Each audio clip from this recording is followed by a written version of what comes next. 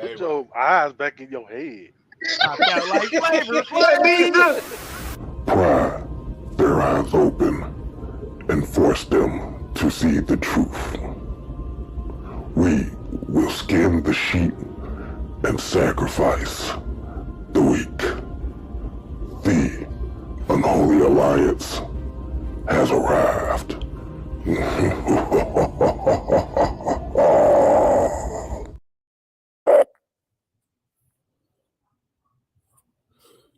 Dude.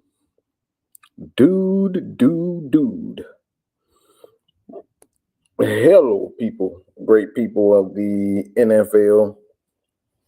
Great people of the Atlanta Falcons nation. The world and hell has frozen over because Raheem Morris has done the unthinkable. He has done the unthinkable, and he's made the tough choice, the tough decision. He has made a change. It is officially Michael Penix era. It's the Michael Penix era. So what I'm going to do, since this is all about the Atlanta Falcons fans today, I'm gonna do what I did before. I'm gonna allow you guys to come on and speak on it.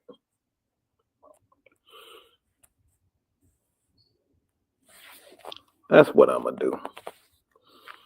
So let me get this, pin it to the section itself.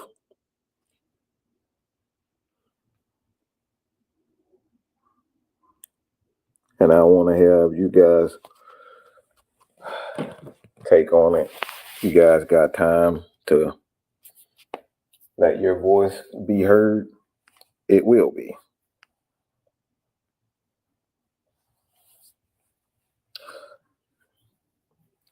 Oh boy. So I like to sing a little song for y'all right quick. I like to sing. You know, I like to sing this little song.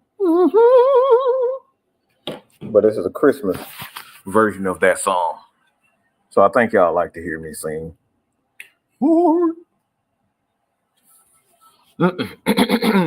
Yeah. Nah, I'm not gonna sing. Nope. I got y'all ass. Thought I was gonna sing.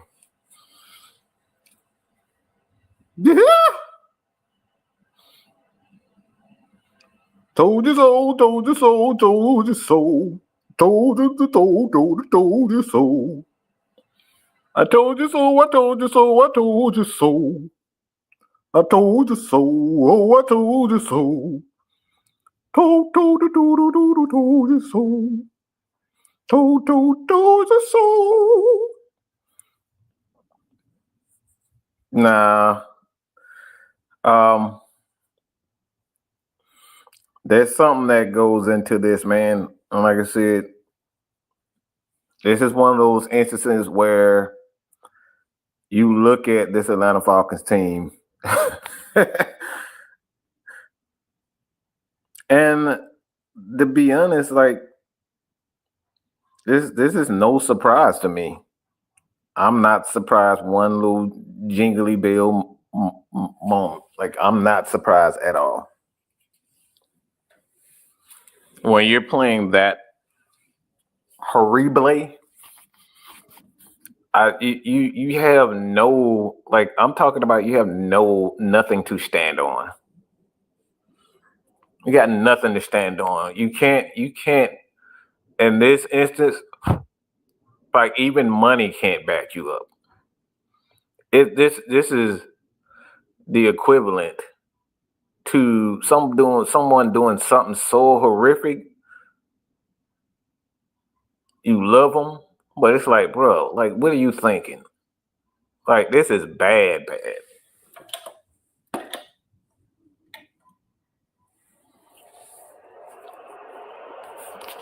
What we see and what we've seen and what we saw from Kirk Cousins last game, I don't know how you can even look at this dude and say, all right, how can I say and look in when I'm in the practice, when I'm practicing, when I'm just watching the game in itself. I don't know how you could. I don't know how you can like take up for this guy. Like, he has been awful. He's been absolutely horrendous. Georgia Texas boy, ATL Leo, DJ, what's going on? Primetime J, what's going on? Kenneth Art, Sonia, what's going on? Jamari, what's going on? Terry Bolt, what's going on? Ghost Peppers, of course, as always. Dirty, what's going on? Like, I don't know how you look at this quarterback play, and you can be honest. And I to be honest, man, I think Raheem at this point, he's the reason why this Atlanta Falcons team is where we are. You can't allow the quarterback to play that horrendously and that bad without making. We're talking about 4 games in a row where he's just been absolute crap. And you had the division pretty much sold up, but you allowed him to single-handedly, not to say that other aspects of the games were bad, they weren't perfect, but Kurt single-handedly got you out, threw you out of. He threw you out of the playoffs. He threw you out of first place. When you don't throw, we talking about the last 4 to 5 games or so, this dude literally threw 1 touchdown. And you're saying, well, up to this point, Kurt got us. Yeah. But if you're not helping and you're doing more harm than you're doing good, like this is a coaching failure. You can't allow one player to pretty much destroy a team's hopes. Kurt literally threw us out of the playoffs. How you doing, Hattie? By the way, I love some Hattie. I love Sonya, all the ladies. I like to think I'm the LL Cool J of Atlanta Falcons content, because Mad Mike love the ladies. I'm not quite like LL Cool J, you know. I don't lick my lips and do all that type of stuff. But that's a whole other story. But I think I'm the L. I think I'm in the LL version of AFN. Yeah, baby. But how you doing, Hattie? But when you look at Kirk Cousins, man, yeah, Kirk Cousins, like I said, man, I don't know how, as a coach, you don't change anything and you just let this quarterback just literally single hand. I'm talking about not 2, but there's been a couple of instances where this dude throwing 3-4 interceptions in a game and you do absolutely nothing. It's just the way it is. And like I said, I'm gonna allow everybody else to come on.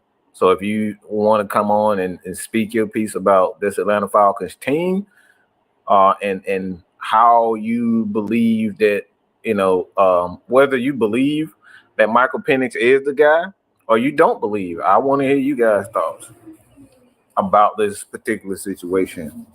Because like I said, for me, man, if you're going to dumb down the offense and you're going to check the ball down, you're going to do as little as possible. What we talking about?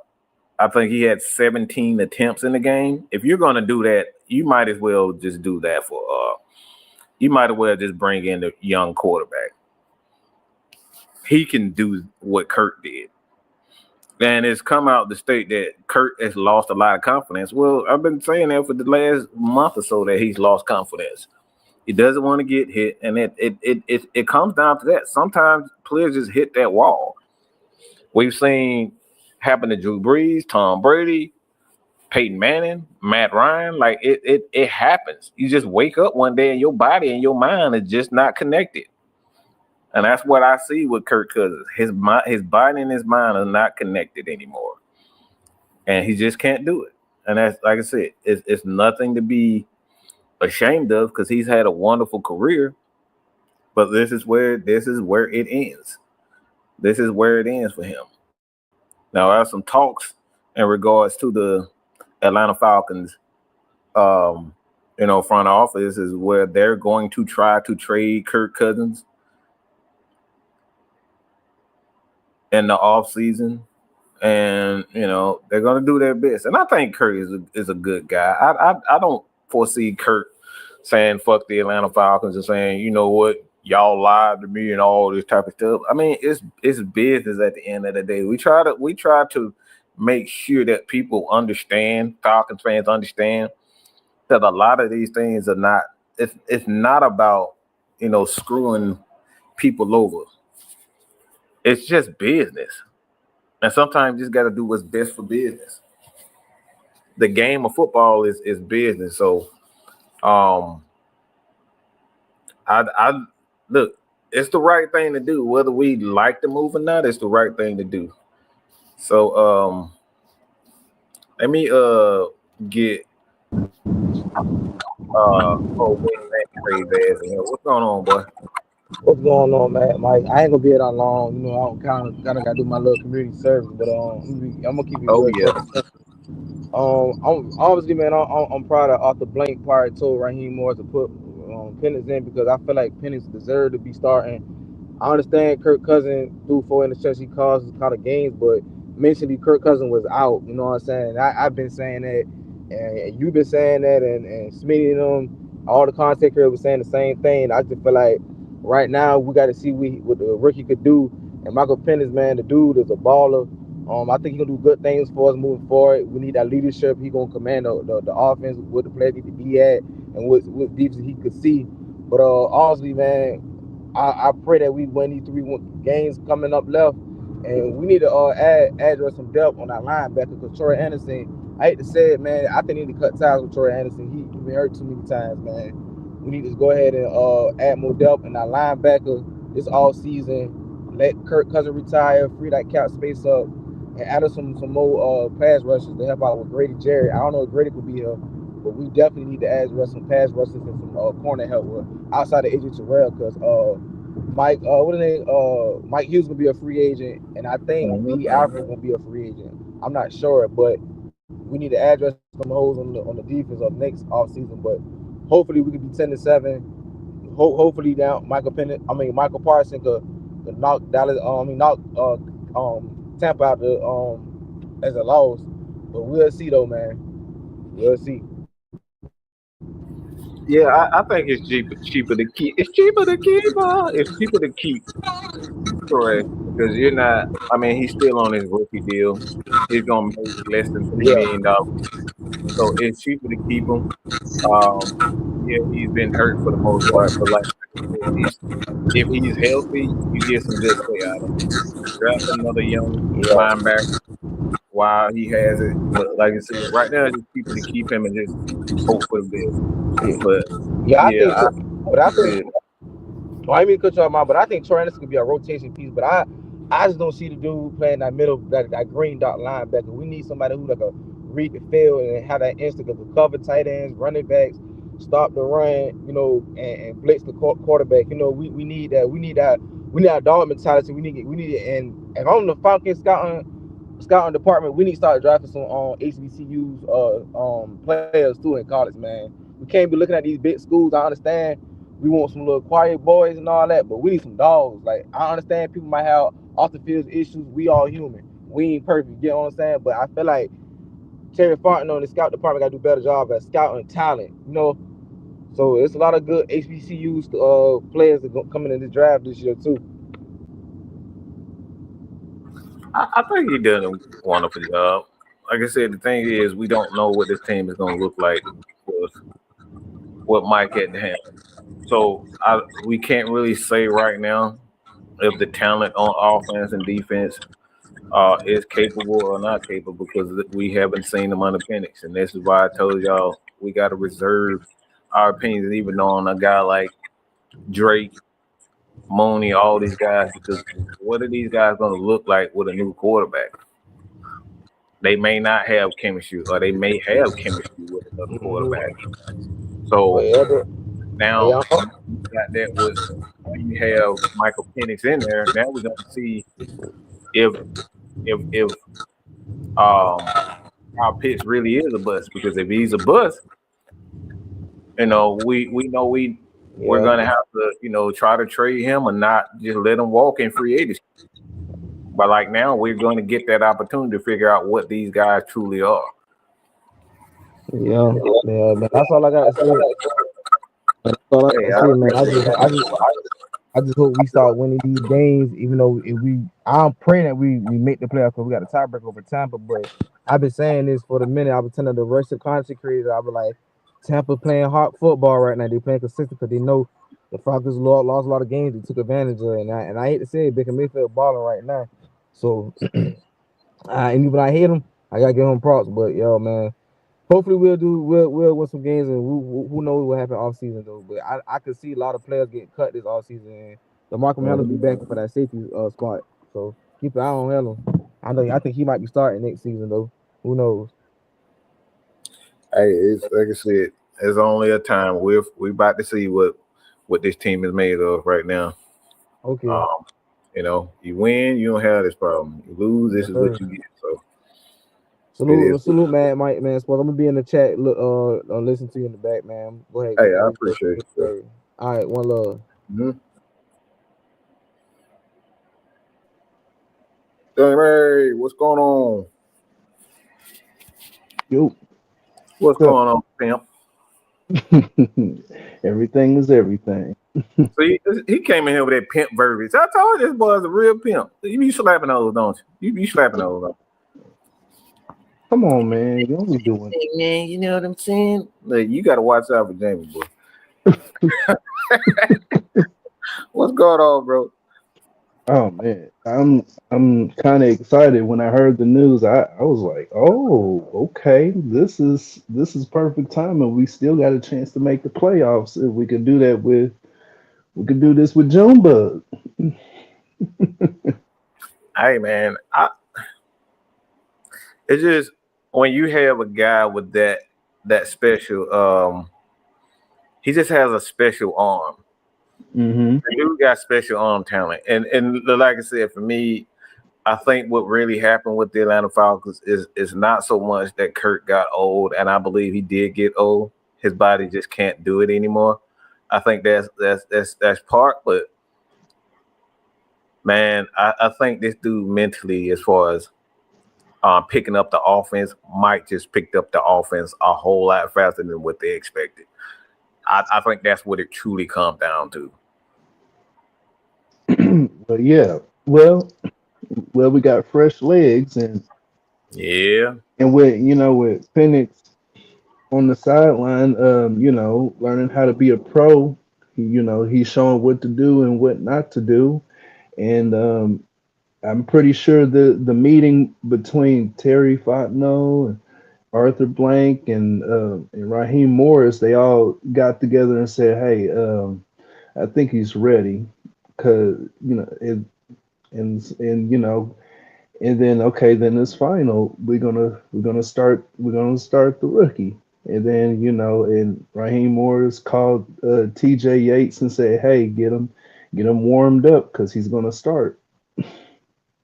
And That's how I see it. So, because we got a quarter of a season left. I mean, what else is there for him to learn now? I mean, he is a first round draft pick for a reason, and he's supposed to be our future. So let's put him out there. That's my opinion. I think he's ready. Yeah. Like I said, I think in this instance where he's an experienced college quarterback, him playing all four, I think he's had 5-6 years. Obviously because of the injuries, I think he's been part of the game about six years or so. So I think Penix is one of those situations where it's like you can look at him as a young quarterback, but he's an experienced young quarterback as far as his ability to throw. You looking at him, his numbers, like the dude is just he's a phenom when it comes down to his passing ability. It's like this dude can look, he can accidentally throw the ball 50, 60 yards. Like that's how good, that's how special he is with his arm. Flick of the wrist. Like that dude, yeah, he can. The dude is just, he got special arm talent. And when you have that, I think now the Falcons don't have the luxury to sit back and watch him develop for 3 years. I think fans, the media, so much money being at risk. Mm-hmm. You can't sit him down for two years. Even 2 years for him is too long nowadays.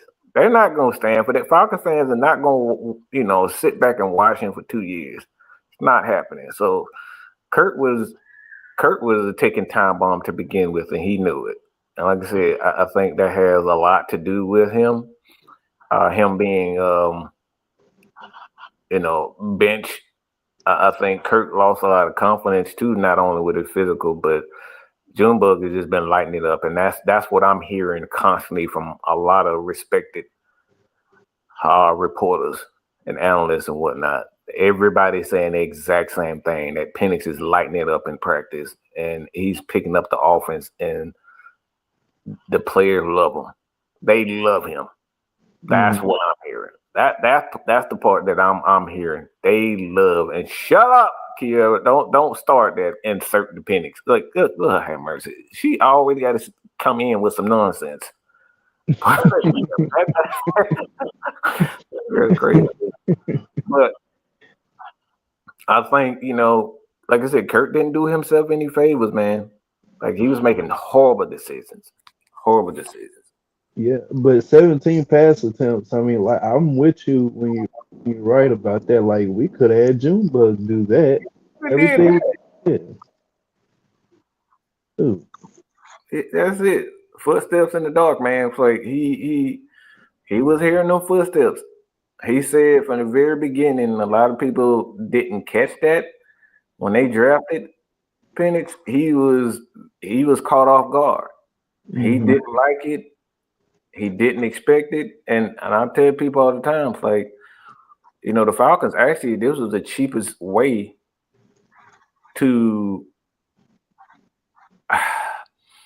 it was the cheapest way for the Atlanta Falcons to not only try to compete for the championship, but to develop a quarterback.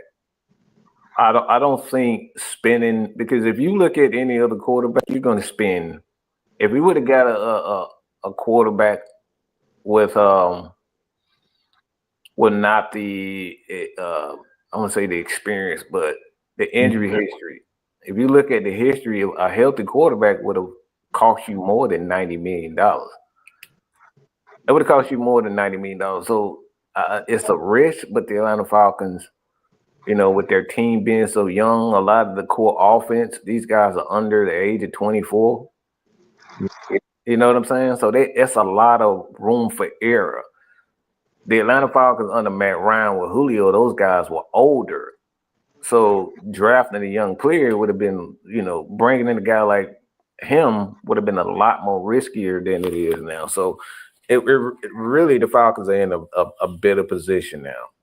Like you're in a position to take risks. And when you got you're in a position to take a risk, I think you should. I think you should do it, and they did it. It didn't work out. Oh, I got a question now. Now that Penix is going to be the starter, are we going to see more targets for Kyle Pitts than Charlie Warner? Because I mean, it looks like Warner is getting more targets, Pitts, but that's how I see it. These past few games. There ain't no doubt about it. No doubt about it in my mind. Mm-hmm. A lot of this because the Falcons is about finances. Falcons got to figure out whether or not who they're going to, if they're going to draft a wide receiver or a tight end in the first or second round. They're going to get a wide receiver and they're going to get a tight end.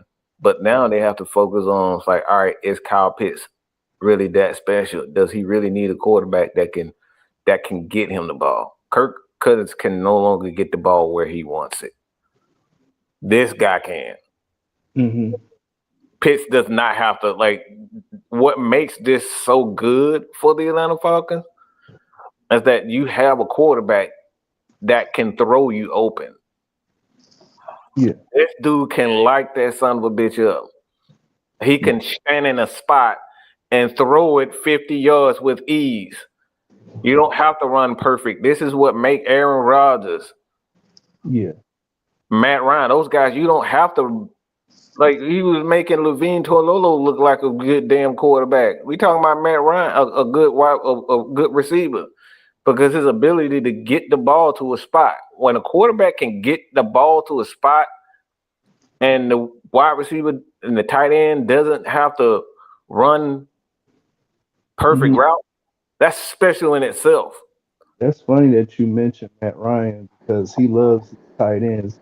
It doesn't matter if it was Tony Gonzalez, Austin Hooper. It doesn't matter. He's making Pro Bowlers out of all of them. Mm-hmm. Out of nobody. And we never heard from these guys ever again. Mm-hmm. So a good quarterback, a quarterback that can get the ball to a spot, it's going to turn you into a 1,000-yard receiver. Yeah, Harry Hill is on ESPN because of Matt Ryan. I mean, he was a rookie. I mean, Kyle Pitts was a rookie Pro Bowler because we had Matt Ryan throwing him the ball. Mm-hmm. Yeah. So I absolutely agree with this. Because like I said, you got a quarterback that can throw guys open. You know, man, Mike. What's going on, Zay? You son of a bitch. Yeah, they always starting shit. What's up, man, Mike? My guy. What's going on, Zay? What you doing, Phil? It's a holiday, man. He's a celebrity, and now he done start leaving us behind. He don't care. He don't love us. Come on, Mike. Nah, Mike, don't say that, man. I'm a busy man now. But yeah, like, I feel good. We finally got our quarterback. We thought everybody thought this was gonna be, we weren't gonna see this man until 2026 or until 2027. Now we got him. You get what I'm saying? So I'm happy. We got somebody that can move. We got somebody that can throw it. And we probably gonna have somebody that the players, the locker room are going to respect. Michael Penix is a dog. Don't get him twisted. Don't get him fucked up. Excuse my language. You get what I'm saying? This man coming. You feel me? I'm gonna be in the building. I'm gonna be in DC. In a few weeks, I'm gonna be in there talking big shit. So if anybody in the chat gonna be in DC, come holler at me. I'm gonna be in the building. Tailgate. You get what I'm saying? So it's that time. It's that time, fellas. It's that time. Check him out on Twitter, man. X, whatever the hell you want to call it. Zay in the bag, man. He be going in on there. I guarantee y'all enjoy it. Yeah. Hey, y'all think crazy? I'm crazy too. Yeah. But yeah, man. So appreciate you having me on, brother. I just had to get my piece out there. Shout out to the chat. Shout out to the AFN community. Shout out Mad Mike, K Styles, Jude. If I missed some names, I apologize. Keep doing y'all thing. It's time for the Falcons to turn this up, man. We appreciate you. Yes, sir. Hold on, let me get one more. So John had this comment with that protection, which is high school level Penix. Remember, he is fragile. We might. I don't know what I don't know what the fuck y'all be talking about. I really don't know what the fuck y'all be talking about. He got sacked before in that Broncos game. He looked fine to me when he got back up. I mean, what you talking about? Like, people just look. There ain't no cream. The Falcons are one of the best offensive linemen, even in pass protection. Just because a motherfucker get beat doesn't mean he sucks. You got to look at the rest of the league, people. Hey, stop looking at the Atlanta Falcons, and if they're not perfect the way you think they should be, doesn't mean they suck. You have to compare them to everyone else.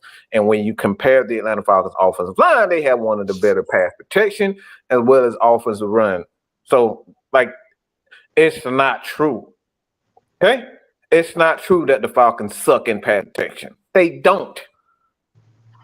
There's no evidence that state they sucks. None. Zero. You have to do your homework. This is why you get cussed the fuck out by me. Y'all don't do the fucking homework. Y'all see a motherfucker get beat 1, 2, 3 times by fucking TJ Watt. He's fucking TJ Watt. He does this to everybody. I mean, you do know he's related to JJ. You know that, right? Like, you up here, if you think, look, is and y'all gonna get off my man. Y'all gonna get off my dude. Y'all gonna get the fuck up off of Caleb McGarry. Because you full of shit if you think he's a bad tackle. You're full of shit. And I mean every word of this. This dude is one of the most dominant right tackles in the game, and he got paid for it. You think motherfuckers are just getting tackles? Like, if they thought that Caleb McGarry sucked, why did Denver offer him $80-90 million, brother? And he didn't take it. And he didn't take it. He came back home for less money. And he's been. Have y'all not seen this dude? He is a grizzly bear. Run the damn ball. Him and Chris Lindstrom are a fucking tandem. Do some damn. You ever been to a damn club and you got these two big mother freakers? Bouncer. Yeah, this dude, yeah. You better not mess with this dude. You know, I'm gonna stay sober tonight because these motherfuckers are huge. This is Chris Lindstrom and Caleb McGarry. Them boys you just don't mess with. They are bullies. Y'all seem to forget. He did a breakdown on him, and bro, and these dudes are nasty, man. So we got to stop with this. We got to stop with this nonsense about this Falcons offensive line. Yeah, and y'all seem to forget that he pulled off a no sack for Cam Jordan, blocking them all day. Like, Ryan did not get touched by Cam Jordan during his rookie that one game. So, like, you got to put some respect on it. It's nonsense. It's nonsense. So we got Wolf and that son of a bitch Dirty in here too. By all means. Mike, can we collect $1 from every subscriber? Can we collect $1 and send it to Desmond Ritter? Can we collect $1? Whoa, you coming here with Can we collect $1 from every subscriber? Can we collect $1 from every Atlanta Falcon fan so we can send it to Desmond Ritter, because the ghost of Ritter strikes again? Oh, the ghost of Desmond Ritter strikes again. That's so fucking good. Kim said the same thing. K-Style said the same thing. Can we collect $1 though, Mike, from every, so we can give Desmond Ritter and his wife Claire and his little baby girl a gift from the Atlanta Falcon faithful? Can we do that, please? Yeah, man. Look, I was proud of him. I'm not even gonna lie. Okay, because he's the reason. He's the reason. He's the reason. Yeah, it's crazy how things work out in the NFL, right? Yeah. Oh my God, and it's wonderful. Now the Penix is pause is in pause. Everybody, please take your vitamins. Everybody take your vitamins. It's very important that people might take their vitamins, vitamin C, vitamin D, B12, because the last 4 games is going to be a ride. And I don't expect this kid to do much because I don't think that this is his mess, right, Mike? I don't think that this is this kid's mess. And I wanted to see a car crash. You know, when you drive for a living, you always look at car crashes. You always rubber it. I wanted to see a car crash because I wanted to see the extension that Greg Beatles would give Terry Fontenot. Because right now, Craig Beatles is the one that's going to either give Terry Fontenot the extension. And I support Terry, Mike. I don't know if everybody here does. I do support Terry because people think that GMs hit on 80% of their business deals. They don't. They don't even hit on 60% of their trades or their draft capital or anything like that. They don't even hit. The great Howie Roseman doesn't hit on 80%. Greg Feach doesn't hit on 80%. I support Terry because what he did with Julio Jones and Matt Ryan, he was able to get those contracts off to other people. It's like selling an old Cadillac car in front of your house for great value. That's what he basically did. But, you know, he didn't hit on the Kirk Cousins. I agree with you. Listen, he took a swing, he missed. That's it. You know, I believe that we do have some assets going forward. I believe in the draft he is going to rock and roll. I believe that he is going to rock and roll in the draft if he's given the opportunity. But I don't expect this kid to come and win all these 4 games. But if he gives me a good outing, then I'm comfortable with the future going forward because we're going to need to address the right tackle situation. We need to address what we're going to do with Kyle Pitts. I think we're in a better situation, but I think that Raheem showed some nuts. I think he did show some nuts. And you know what? I'm not going to knock him. I've been knocking the guy all year, but I'm not going to knock him. Listen, we are where we are right now. And, you know, the Bucs are playing good ball, Mike. You know, we got to give credit where it's due. The Bucs are playing some great ball. And hopefully, Mike, I'm going to go to church on Sunday to pray for the Cowboys. I'm going to church on Sunday to pray for the Cowboys. Yeah. Cooper Rush. I'm going to go and I'm going to try to get a Cooper Rush jersey fastly shipped to the house, Mike. For Sunday's game. No, I'm right there with you. I'm right there. We need that. We definitely need that to happen. But Mike, everybody, man, listen, I'm glad that you're opening up the panel now. Great conversation, Mike. You know, everybody have a great holiday. If I don't speak to nobody again, have a great Christmas. Happy New Year to everybody. Much success, nothing less, man. Subscribe to Mad Mike S'mores. Subscribe to the AFN crew. Subscribe to the Ladies of Bird Gang. Subscribe to Uncle Sam, Truth, everybody over here that does a great job, exceptional job, Coach Unchained, and everybody else who's part of the family over here. Subscribe to everybody over here. And please, if you wanna see me eat my breakfast in the morning, come subscribe to Wolf Solidified, please. Please. Yeah, we got you, bro. Mike, nothing but love, man. Nothing but love, man. Nothing but love. 3:30, everybody, man. Have a great holiday, man. What's up, Wolf? Hey, man, what's going on, man? Have a great, man. Have a great time. I'm excited, man. Have a great day, Mike, man. Yeah, you too. Appreciate it. All right, brother, man. I'll talk to you, brother. Yes, sir. What's going on, dude? What's up, man, Mike? What's going on, buddy? Not much, man. I'm going to look at this game as the first game of the season for me. No expectations, but a lot of hope. As far as the expectations of how we're going to play. I listen, I'm on pretty much all your shows as far as in the chats and stuff like that. So this move right here, I hated we had to make it, but I know it was necessary.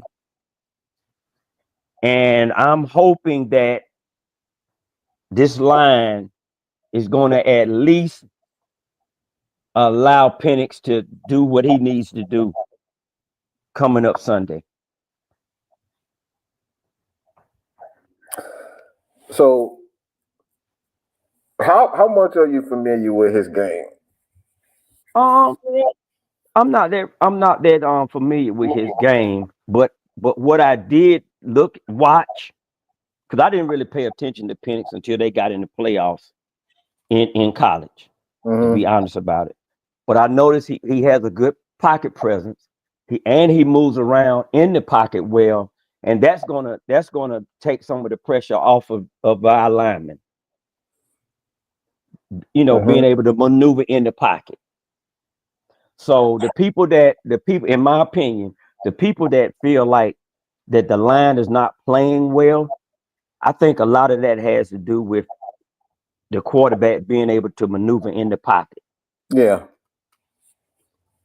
And to be honest, going back, I actually wanted Russell Wilson to come to Atlanta, but I think that I did, because I always liked Russell. But I think what we have here, we have a bigger, younger Russell Wilson with a better arm in Penix. And the thing is with Penix too, he can move a whole lot. The thing is, he this is why I think he has the ability to be special. Because for me, it's two qualities for a quarterback for me that I like. The inability to stand in the pocket with confidence and deliver the pass and to get it where you need to get it with as little effort as possible. He has that ability. He has all those qualities.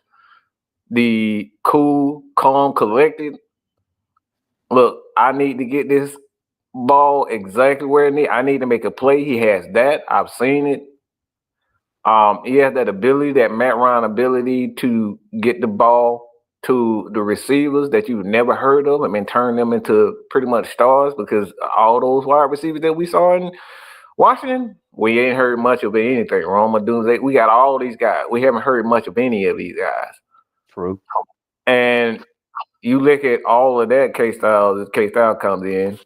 But he has all of that. He has all those abilities. So I got a question for you. Right, this dude is just he has everything that you need in a quarterback. Hey, I got a question for you. Okay, even though I didn't agree with having Kirk Cousins in the pistol because it was too predictable of what we were going to do when it was in the pistol, does this change with Michael Penix in the pistol? Well, the pistol is not meant for the quarterback. Right. The pistol, when you put people in pistol formation, it's not meant for the quarterback. That's why you see him in the middle of the offense. Like, you see him in the middle, he's in front of the running back, and he's sometimes you have a wide receiver coming in obviously on the motions, but the pistol formation is really for the offensive line to maul. It's for the running back to maul. It's for the tight end to get the ball. So it's designed to be physical.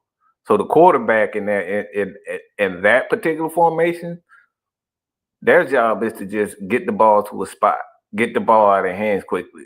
So it's basically a ball control offense. So it's really not meant for the quarterback in that formation. That's why you see when you see the Chiefs in it, they run a lot of motions off of it. They either hand the ball off to Xavier Worthy, or they get the ball to the wide receiver, or they throw it to Kelsey. So it's meant for ball control. So when you see the Falcons in that formation, they're trying to get the ball to their tight end. The problem is with Kirk Cousins, he doesn't move. Okay. Off the spot. Cement shoes. He just stands there. The pistol formation is meant for a quarterback to move. That's what makes the Falcons offense predictable, because he doesn't move when he's in the pistol. Exactly. But it will change with Penix, right? It would change with Penix because he has that ability to threaten the edge. Okay. That's what makes the pistol formation. So if you look at how the Falcons scored a lot of touchdowns out of their pistol formation, it was two people that scored touchdowns off of that: the running backs and the tight ends. So that's what it's designed to. So it's going to change. You're going to see K-Styles even know that. K-Styles knows when he see that. When we see one of my favorite quarterbacks and Haynes King. I love Haynes King because he in that pistol, anything can happen.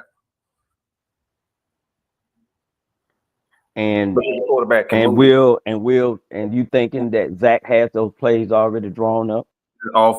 This offense is completely made for Penix. He didn't come here for Kirk. That was not there. He did not. That right there. Kirk was all Raheem. He didn't come here. If you look at how the offense is designed, it's pretty much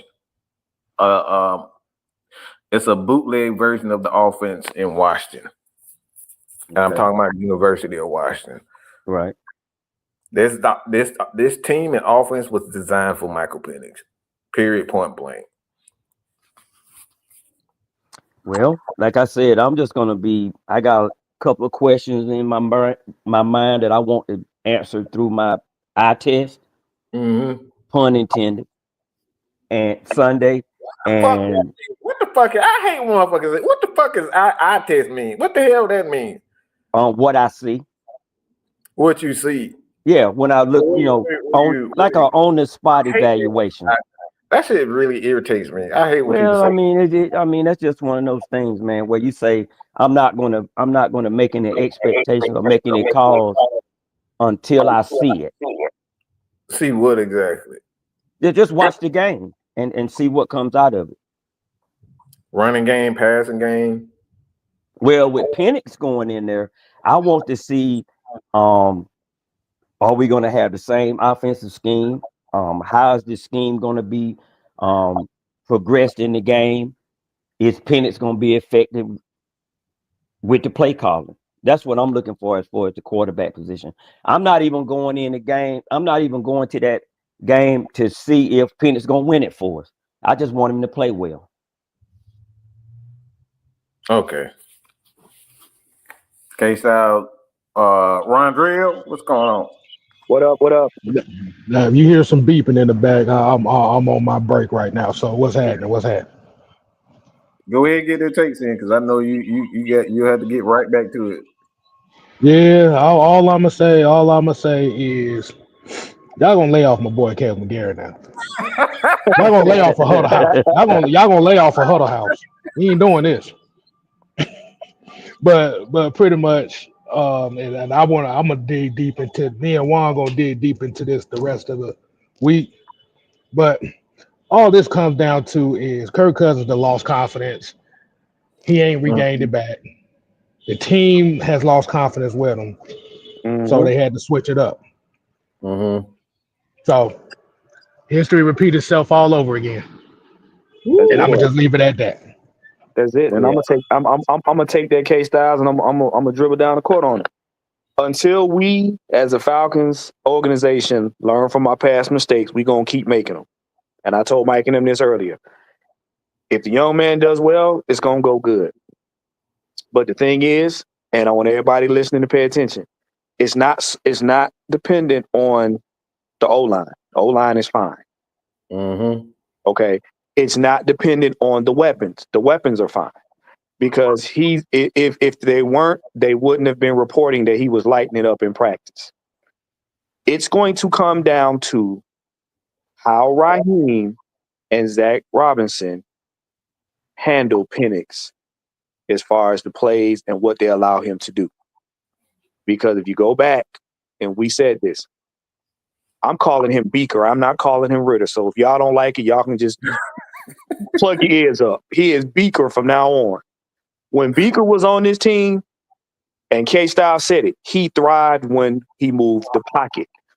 When Arthur Smith forced him to stay in the pocket, that is when he got demolished because that was not his normal way of playing.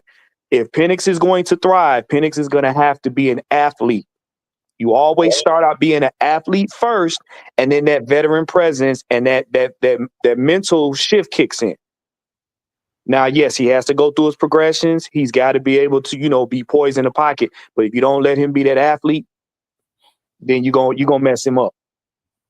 Because the one thing that Mike preached about was he's a dual threat because he has pocket presence. But also, if the pocket breaks down, he can scramble out and still look downfield to make a play. So now defensive coordinators have to account for him being a third running back. And that's the reason why our offense keeps falling flat, because Kirk, he's not threatening anybody. As long as Caleb and Chris Lindstrom and all of them are holding people off, he can stand there and throw it all day. But when he narrows his vision to just one or two weapons, that's what got him in this position. Penix is hungry. He ain't scared. He ain't got nothing to lose. And people keep saying the pressure's on him. No, the pressure's on Raheem to get it right, because Penix, all he got to do is throw the ball. He can throw the ball to anybody. And he has a 2.5 second release. So if you're not getting the blitz on him by then, game over. So we good. We're good. I need to see what Raheem and Zach Robinson are going to do for him. Everybody else is fine. I'm not worried about it. If they put him in a box, we're going to struggle. If they let him play the way he's supposed to be, the young man going to go off. Simple and plain. Yeah, I like what I'm saying, man. I just think, like I said, for me personally, I said this a couple cases out, and I said this a couple years ago. The league is changing. We're not going to see any more Kirk Cousins pocket quarterbacks. You have to have the ability to move around and on. Now, it's just where the NFL, this is what they want. They want to have quarterbacks to move. They don't want statues anymore. They don't want Tom Brady's and Matt Ryan's anymore. You got to have that ability to move. It's just the way of the NFL. This is what they're promoting. The game has changed. This is what we're going. Some elements of the game are still remain as far as the running game and the importance of the running game. Most of the top teams, if you look at all the top teams, they have top running games. All the good teams are running the ball well. So the aspect of the running game is coming back, but that quarterback position has changed forever. Mike, may I say something very quick? All right, go back to that previous comment. Yeah. Now, Kenneth, I want you to pay attention to what Jew just said, because Jew basically just disproved what you said right here. Kirk could not move, and that's the problem. There's nothing wrong. There's nothing wrong with our offense. Because if there was something wrong with our offense, Kirk wouldn't have never had that 509 game. Just think about that. This man hit every weapon he had on that list, and probably didn't either. I don't think he got sacked that game at all. So y'all got to understand, you may have a negative bias against the team or the move that's being made, but you can't escape the facts. Kirk cannot move. And in this league, quarterbacks that can escape the pocket when necessary is an asset. It definitely is an asset. Those are things that you can put in your arsenal as a play caller. This is what makes, and I'm going to make a video even on Josh Allen. It's like he doesn't need top wide receivers in order to be successful, because you can move the pocket and change your play calling with him. You can incorporate all of those elements into it. But when you have a quarterback that doesn't have those skills to move around in the pocket, like Falcons have no ability under Kirk Cousins to threaten the edge. Nope. That's why you saw a lot of those 3rd and 1s calling end arounds with Drake London, because they have no ability to threaten the edge. You don't give those edge guys anything to worry about when Kirk Cousins. All they know, get after Kirk, shoot those A and B gaps, Kurt ain't going nowhere. And we going to get to him, at least hit him. Now with Penix in there, with this guy's ability to run a 4.4, that he can hit you for 20, 30 yards just on that. And that's why teams are so scared of Josh Allen and guys like Lamar Jackson. They scared of these guys. They don't want to blitz them, because if you blitz them, you better get home, because they're going to go for 20, 30 yards and score game-winning touchdowns. Josh Allen been doing it all year. He's the real MVP. Because of that, he don't even have the offensive weapons. Gabe Davis, all those guys are gone, and he's still putting up numbers because he's able to threaten that edge. That right there is what kill defenses, is your ability to threaten the edge. This is why Saquon is having so good of a year. This is why Bijan is having so good of a year, because he's a threat to the edge. You can't send those blitzes off the edge with those guys, because if you don't and then you miss, that's 20, 30 yards right off the rip, possibly a touchdown. And that makes that play action pass that much more dangerous, because you could play action to the right, he can come out to the left. There's nobody there. Mm-hmm. There's nobody there, and and I want y'all to think of it in this instance.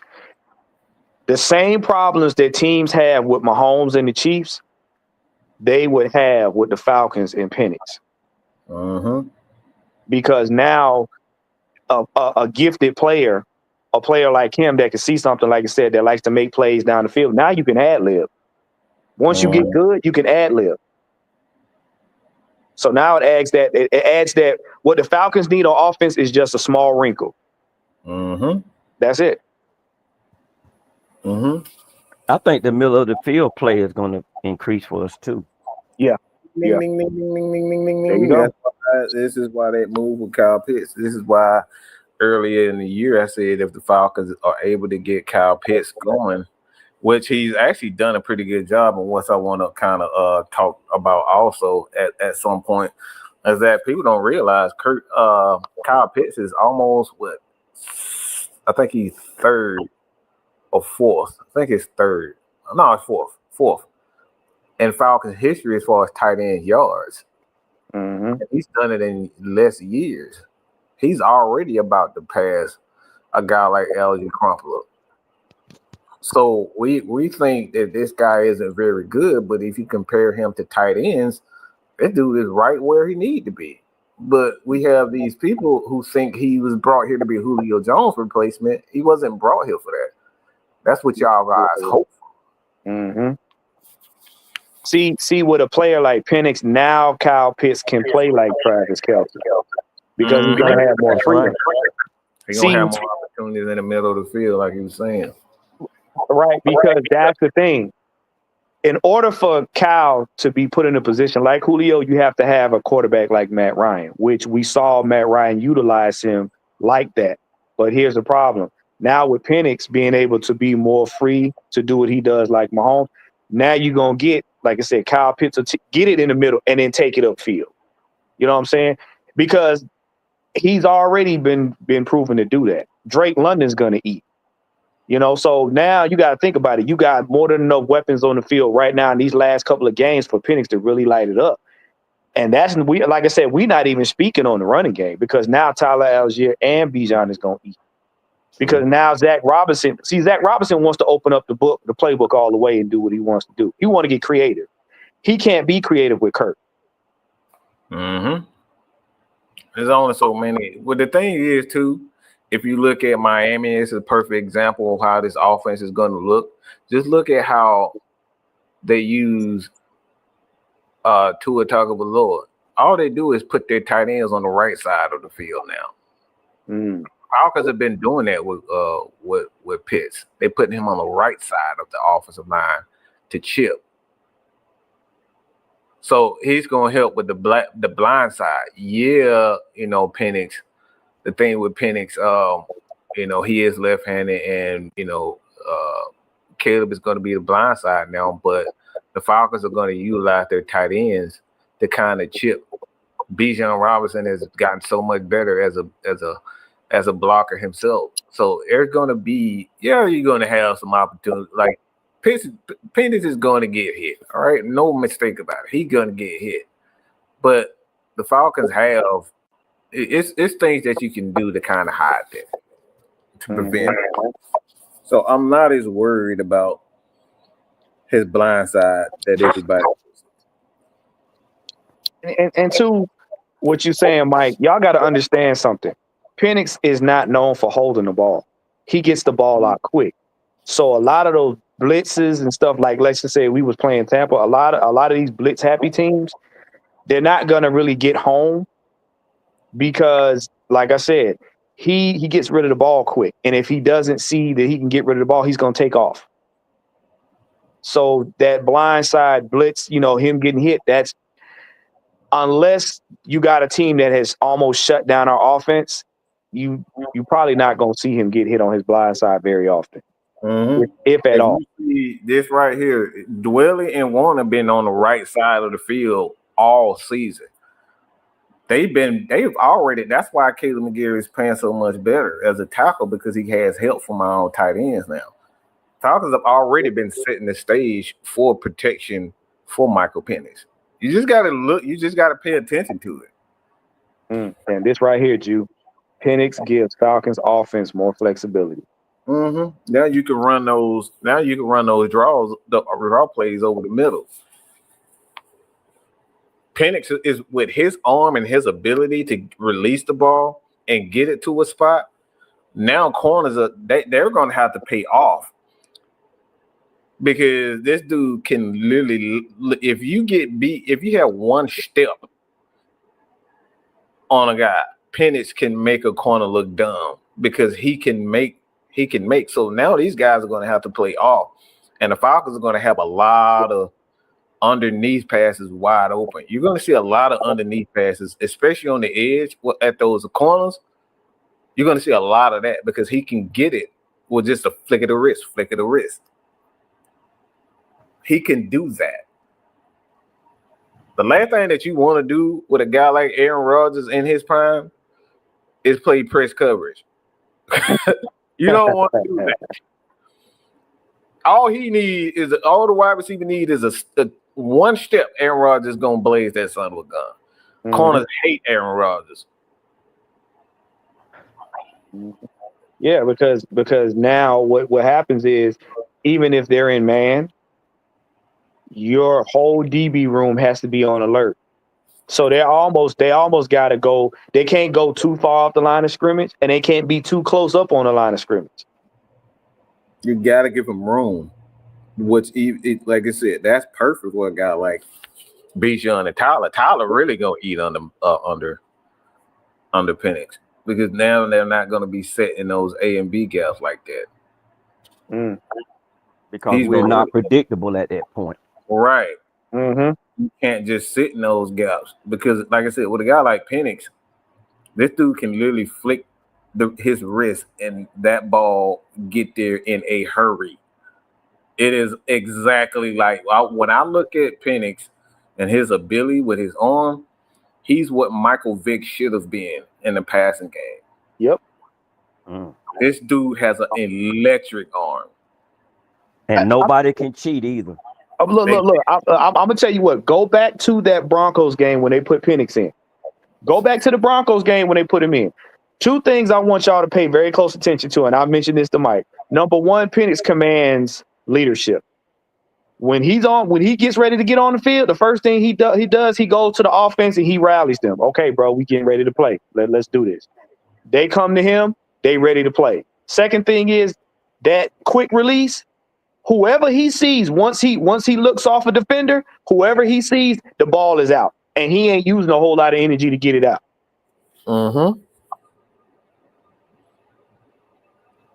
That dude is an electric. He has a special arm, bro. That dude is special with his arm talent. Ain't no mistake about it. The only thing that, like, for me, and this is why I was like, I needed to see him outside of that RPO.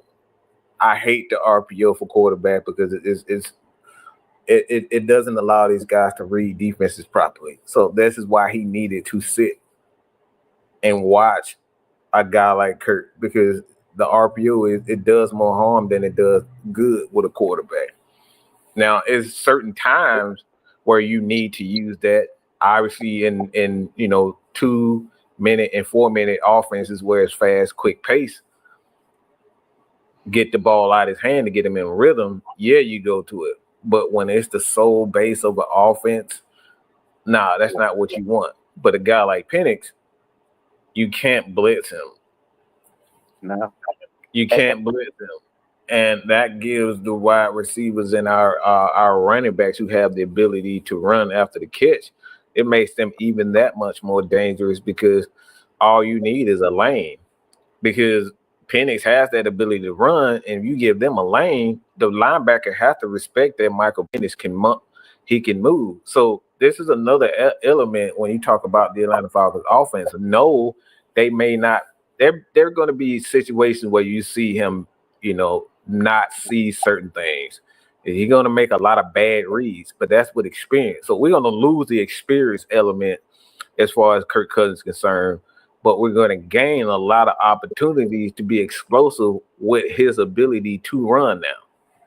Hey, Mike, but actually, if you think about it, if Kirk is sitting down, and this is why this is such a good situation, what we didn't have last season, Penix don't got the experience Kirk does. So Kirk can also almost be like a secondary quarterback's coach. Why? Because the things that Penix does not see, Kirk can see on the sideline. Kirk can be like, hey, look, when you see thus and so, do this, this, and this. And then Penix can go ahead and let his athleticism and that notion go. Now he's got somebody in his ear to tell him this is what you need to look for. This is when I see this is what I would do, or this is what I see. You got experience teaching him. Because now he's not having to learn it on his own. That's why people, if y'all worried about him being a rookie, you shouldn't, because he has a veteran on the sideline to teach him what to see, what not to see. When they see this coverage, this is what they're probably going to do. You got to be prepared for this. So he's going to progress a lot faster than Ritter did because Ritter ain't had nobody. They have everything that he needs to be successful as a quarterback. Falcons, he has everything that he needs. He has talent at the wide receiver position, tight ends, offensive line, running game.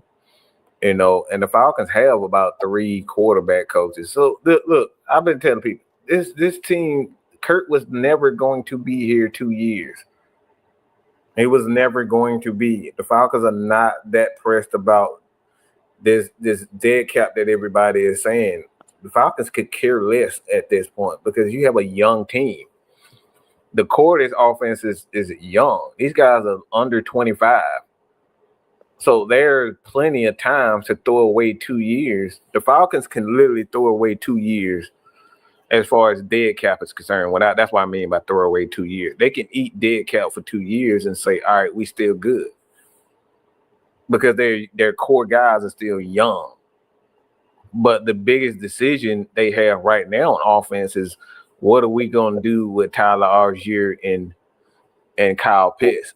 Because if this becomes a duo with Kyle Pitts and Penix, this shit is going to be insane. There's not going to be anything that's going to be able to stop this offense if we find a way to get that ball to Pitts. Because all it comes down to Pitts, he just needs targets. Michael Penix is not gun shy. If he see you, he's going to throw it. Mm-hmm. Veteran quarterbacks like to do this. Like this is another thing that I hate under Kurt. Is that he like to, like, if you're not running your route properly, I'm not going to fuck that. If he's goddamn open, get it to him. Stop all this trying to teach people lessons and shit. Get the fucking ball. This is why I was pissed off about not even playing guys like D'Angelo Ballone, because y'all want to sit up here, they need to be perfect in practice before I get on the ball. No, if you see what he can do, some people are not practice players. They game players. As long as he know the defense That's all shit. Just give him a shot. Give him an opportunity. And now we giving D'Angelo Malone an opportunity. Dude got 2 sacks. He's contributing. So give these guys an opportunity. Are you concerned about the miscues that we've been having offensively? You think they're gonna get better with Penix or stay the same, or that's just a separate situation? What like the offsides and the all of that happens in football. That's why you have 3 sides of the ball. They supposed to make up for what the other side. The problem is the Falcons have been playing so shitty on defense, and it's called complementary football. There's going to be false starts. There's going to be offside. There's going to be penalties. There's going to be dropping interceptions. There's going to be a lack of sacks. But that's why you have an offense to run the clock out when the defense isn't playing well. That's why the defense need to get 3rd down stops when the offense is out of rhythm. It's complementary football. That's why you need your kicker to kick 5, 6 field goals in the game when we're not scoring touchdowns. It's complementary football. The Falcons have not been playing complementary football. There's going to be mistakes. It's going to be even you look at the Chiefs. Everybody talking about the Chiefs offense isn't, but they know they don't have to be perfect. They not worried about being perfect on offense because they know their defense is gonna get a stop when we are not playing well. They know we can count on Michelle and those guys. Isaiah Pacheco, they know they can count on him in certain situations. The defense and the offense. All right, our passing game is not working today. Let's just run the ball and play defense. Mm-hmm. So it's about complementary football. I don't worry about mistakes. I worry about complementary football and the lack thereof. The biggest thing though that you got to worry about in any football game is situational football. That right. If anything was biting us in the butt, it's situational. Because if you don't know how to address every situation as it goes, your adjustments mean nothing. And that's what having a quarterback that's limited, it limits you to make those adjustments during those situations. Well, I think also with Penix in there, the defenses are definitely going to have to play us different. They're going to have to scheme different. And like I said earlier, they're not going to be able to cheat. And if they do, they're going to pay. Mm-hmm. The Falcons right now, with our ability to keep the pocket clean most of the time, the Falcons are gonna eat up team secondaries like it ain't nothing. Your secondary gonna have to be on point when you play us. They're gonna have to be on point.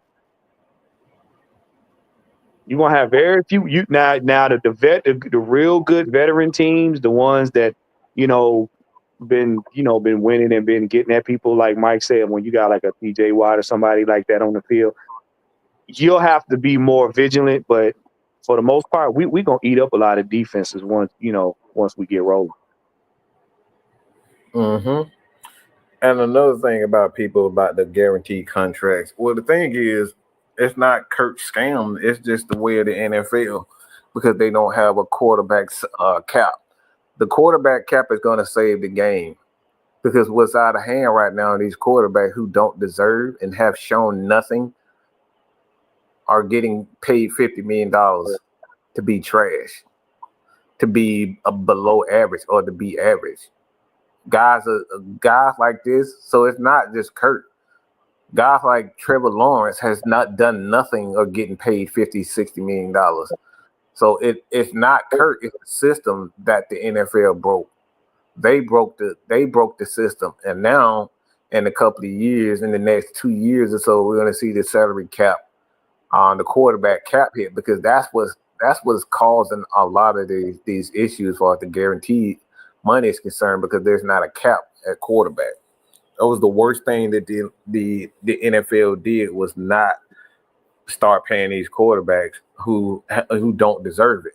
Guys like Jimmy Garoppolo got $100 million contract for nothing. He didn't prove anything. Kirk Cousins didn't prove that he can get to the next level and win Super Bowls. Nobody, no quarterback who hasn't won championships shouldn't be getting paid $50 million. I've always stood on that. You got to prove you it. have now. Yeah. You like It lost makes your cookies on that. No, it makes sense though. It makes sense. The same way players gotta have a certain amount of yards and a certain amount of things to be considered for the Pro Bowl. Quarterbacks gotta sit here and earn their keep, man. Mm-hmm. You gotta earn your look. That's earn the respect. Look, if you everybody for the most part, you know, in the neighborhood. If you grew up in the hood, man, you grew up in Perry Home, you grew up in East Lake Meadow, you grew up in the roughest neighborhood. You know, it's certain thing called street cred. You gotta earn your motherfucking keep first. You can't come in here and say I'm that dude. No. Reputation gets you nowhere. Smack you upside the head, man. Get the fuck up out of here. You gonna get tried. You gonna get beat up until you punch the fuck back. Until you get until you get back and you fight back. People gonna keep picking on you. And right now we got a bunch of guys that just like they going in the hood and smiling at people and say, "Yeah, I'm hood." Bro, you ain't been here. You ain't been in the trenches with me. You ain't been in the fight with me. You ain't been in the squabble with me. You ain't took up for me. How I know you worth? How I know you about their business? How I know you about this life? These guys are getting paid, and we don't even know they about that life. The only thing we did was heard about you, and that was it. We heard but you ain't showed us nothing. First of all, how you hood when you ain't even got a hood on your head? Let's be real. Let's be real. Like these guys getting all their money ain't earned nothing. Now Philadelphia looking stupid because they done gave Jalen Hurts $200 million and they handing the ball off 40 times a game. Yeah, Saquon making him look real good. Look, what you think King Henry doing for Lamar? Making him look better. Well, what I'm saying. I'm just saying, making him look better. That man almost got 2,000 yards. He got what, 1,600 yards? He could literally have 2,000 yards rushing, and he makes it look so much better than what he. And that's what opened up his passing game. Mm-hmm. So they got to pay attention to what King Henry is. Well, see that's what I told Mike. See, and this goes for this team too. When you got a dynamic running back like that, they put Derrick Henry in so that he's a decoy sometimes, so that Lamar can do what he does. Up until that point, Lamar was running for his life when he was trying to throw the ball. He was running for his life. When they put Derrick Henry on that team, this is why they're winning. Now it's control running. Right, because now he got time to set in the pocket and throw the ball. Before teams would blitz him. They would blitz him because they know he can run. The same thing with Mahomes. When Travis Kelce was doing his thing, what would Mahomes do? He didn't have to sit in the pocket that long. He already knew, okay, Travis, go down the sideline. I got you. Throw the ball up. You got it. Touchdown. I ain't got to do much. So it just comes down to what we see with this Atlanta Falcons team. Like it's just become it's become more of a college style. This is where the NFL is. They want to make it, I wouldn't say make it easier, but they want to make the game a little bit more enjoyable for the average fan. And I have no problem with it. I like I said, man, my thing is what I've learned to do over the years is just adapt. Like we can't keep expecting running backs to keep slamming their head into a wall for our amusement. You know what I'm saying? That's what it comes down. That's the real reason why people like Tyler Algier, because he keeps slamming his head into a wall. And I don't mean that in a derogatory way, but like we like to see people get hurt. We like to people see smash and run through somebody's face. We love to see that. But they got to live with that style. So yeah, and that's what's gonna take him out. Yeah, and hope people like I've had conversations with a lot of legendary players, and the same things. Like I was even told, man, pray for a guy like Chris Chandler because he's going through it. guys like Johnny Abraham, you know what I'm saying? And I love Mike Turner there, but like physically, he going through a lot because of their style. Jerome Bettis, like I've heard Terrence talk about Jerome Bettis, those guys are good friends, but they were talking about how his body, he had to change his diet, all of this because of the physical style today. And these guys are suffering these days because of that style. They want these guys to live a pain-free life, and we're not going to do that if we want people out here to run through a wall every first, second, third down. Now, I'm going to tell y'all something that I noticed in these last couple games. And the reason why I say, in my opinion, Bijan and Tyler Allgeier's camaraderie is so beneficial. If you look at Tyler Allgeier before him and Bijan really got on a good page, Tyler was, like Mike said, he was barreling through everybody. He was carrying a third of the defensive line with him. If you look at him now, if Tyler runs into a wall, he learned to bounce off, take it outside, he's learning from Bijan. He's watching Bijan on the field as to how Bijan navigates the defense when they start closing up them gaps and stuff. So Tyler now, if you see him in these games, he's now running in, bouncing out, going around. He's not juking, but he's learning I ain't got to barrel through people straight ahead. If there's no lane here, I can look to the left, look to the right, see if I can get around it. That actually saves him wear and tear on his body. And I want to piggyback off of that because I was just going to say the same thing about Pitts and Cousins. If Cousins a good teammate and he does that same mentoring and showing Penix what he needs to do, it's going to benefit, and I don't think all of that money is going to be to the bad because Penix has the skill set. He just needs to have the mindset. And if Kirk is a good teammate and Kirk talks to him this game, I think the second drive, we'll see a day and night difference if that's the case. Well, you won't see him. Okay, Beaker had a problem. When he got frazzled and frustrated, did Arthur Smith go over there and say, hey, man, calm down, we're going to do A, B, and C? No. Did anybody else help him? No. He didn't have nobody. Right. So Penix can go to the sideline and get with the quarterback coach, and Kirk could be right there. Kirk can be like, look, man, that's what I'm saying. Look, you see this? Do this. When you see this, when you see linebackers do this, when we see the safeties do this or corners doing this, they're going to do this. He's got a wealth of knowledge at his side. So for however long, like I said, if it's just for the rest of the season, you know what I'm saying? He's got a mentor there to help him. Mm-hmm.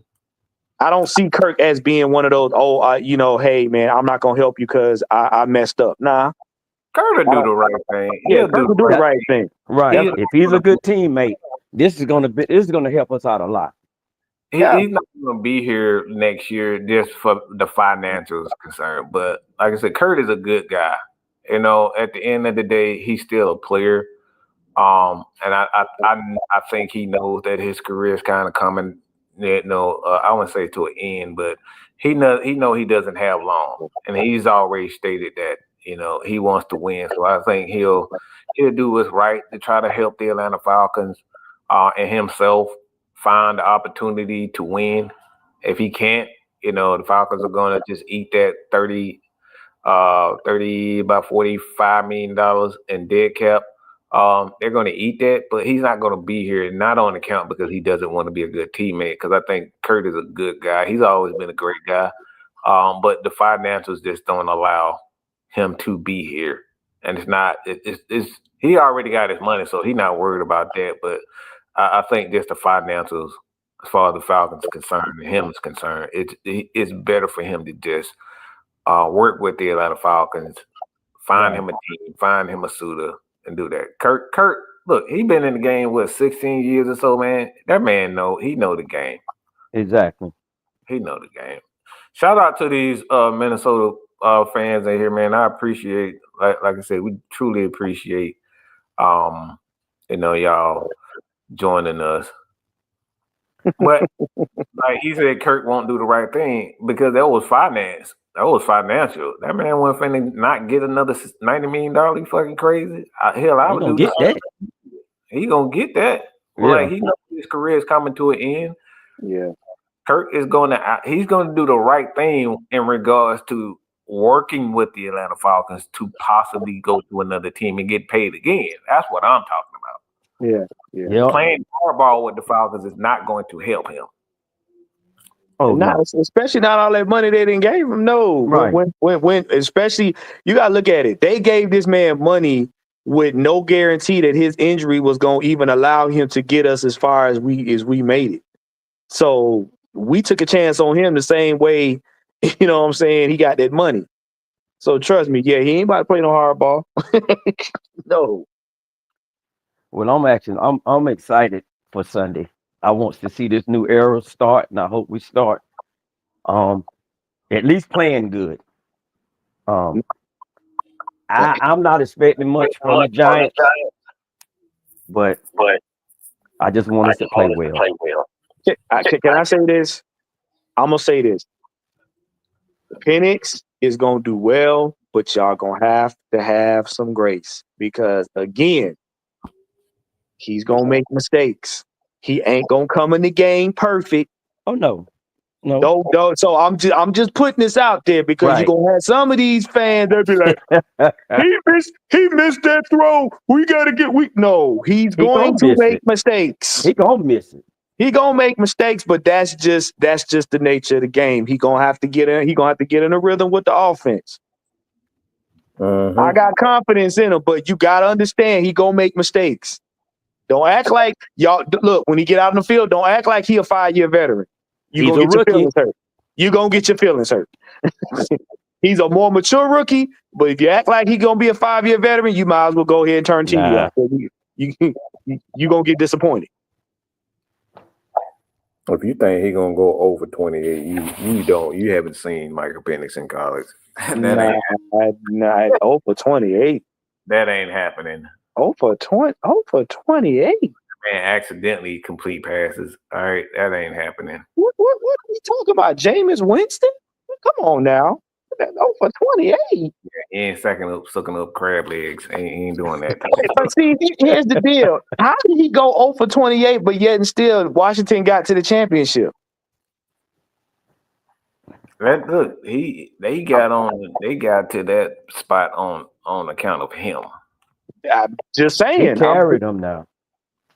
Yeah, but he still had, because I'm like, look, we get it. It's a team sport, but your quarterback still has to do his job in order for y'all to get there because nobody else on the field is throwing the ball.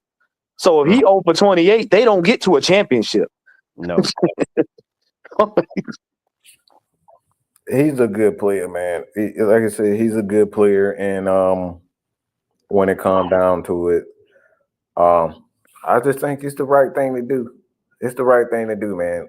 This kid, I've seen enough where I think, he can make throws. Like the throw that I see most is going to be problematic for a lot of teams is that area between the corners and the linebacker, or those slants and curls and those seam routes.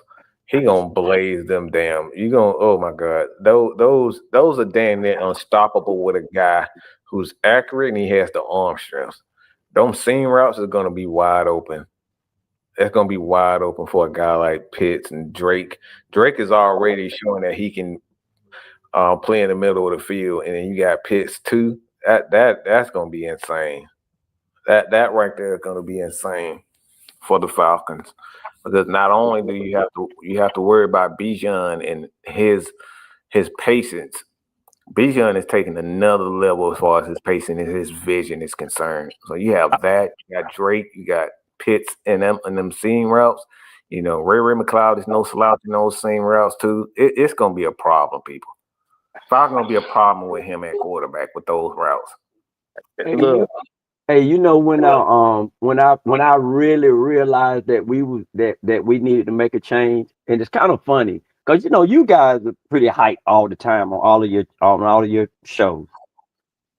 Man, it sounded like you guys were reading an obituary after that game.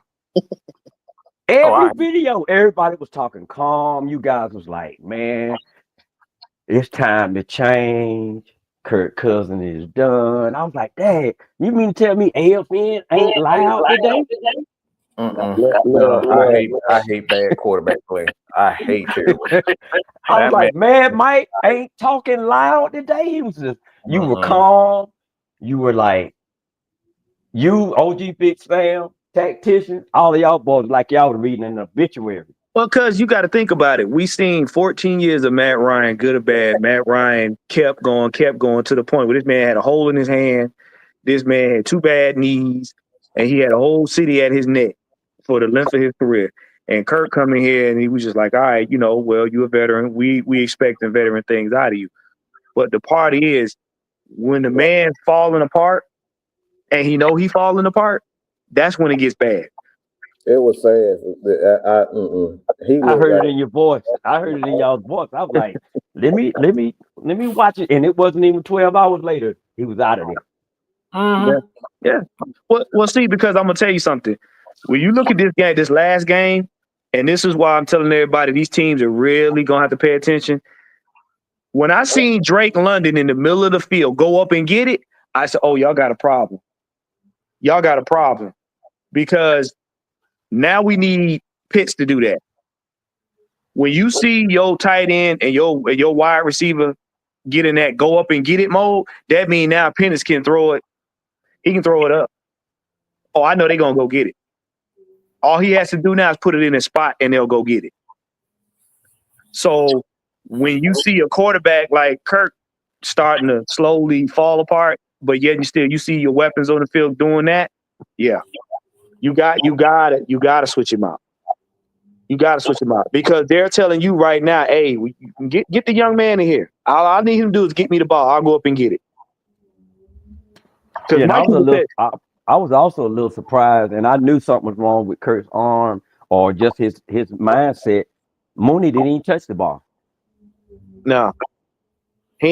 Kirk did. See, the thing was, if you look at those earlier games, Kirk was throwing off his back. He was throwing off his back foot. So the ball had more zip.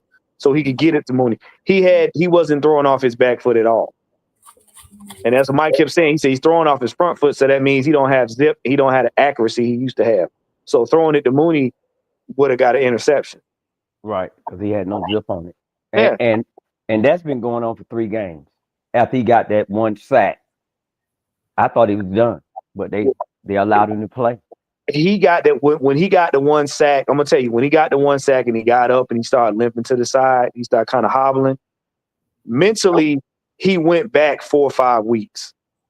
Right. Anytime you have a major injury and anybody that falls on his leg or falls near his leg, you mentally reset yourself.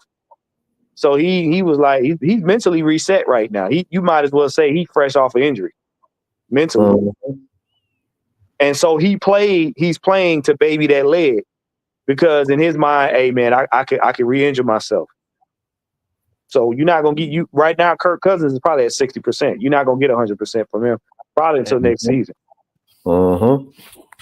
It's like I said, he's definitely. I already knew he was done around game. About 4 or 5 weeks ago.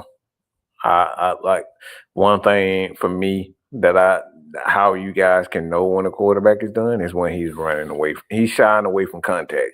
That right there is a direct sign. Yeah, he was shell shot.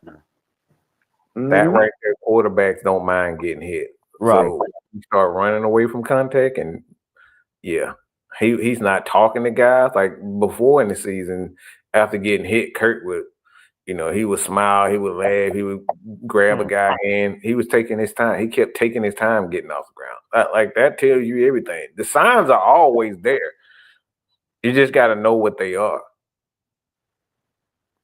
I saw it weeks ago. He wasn't the leader anymore. No, he wasn't.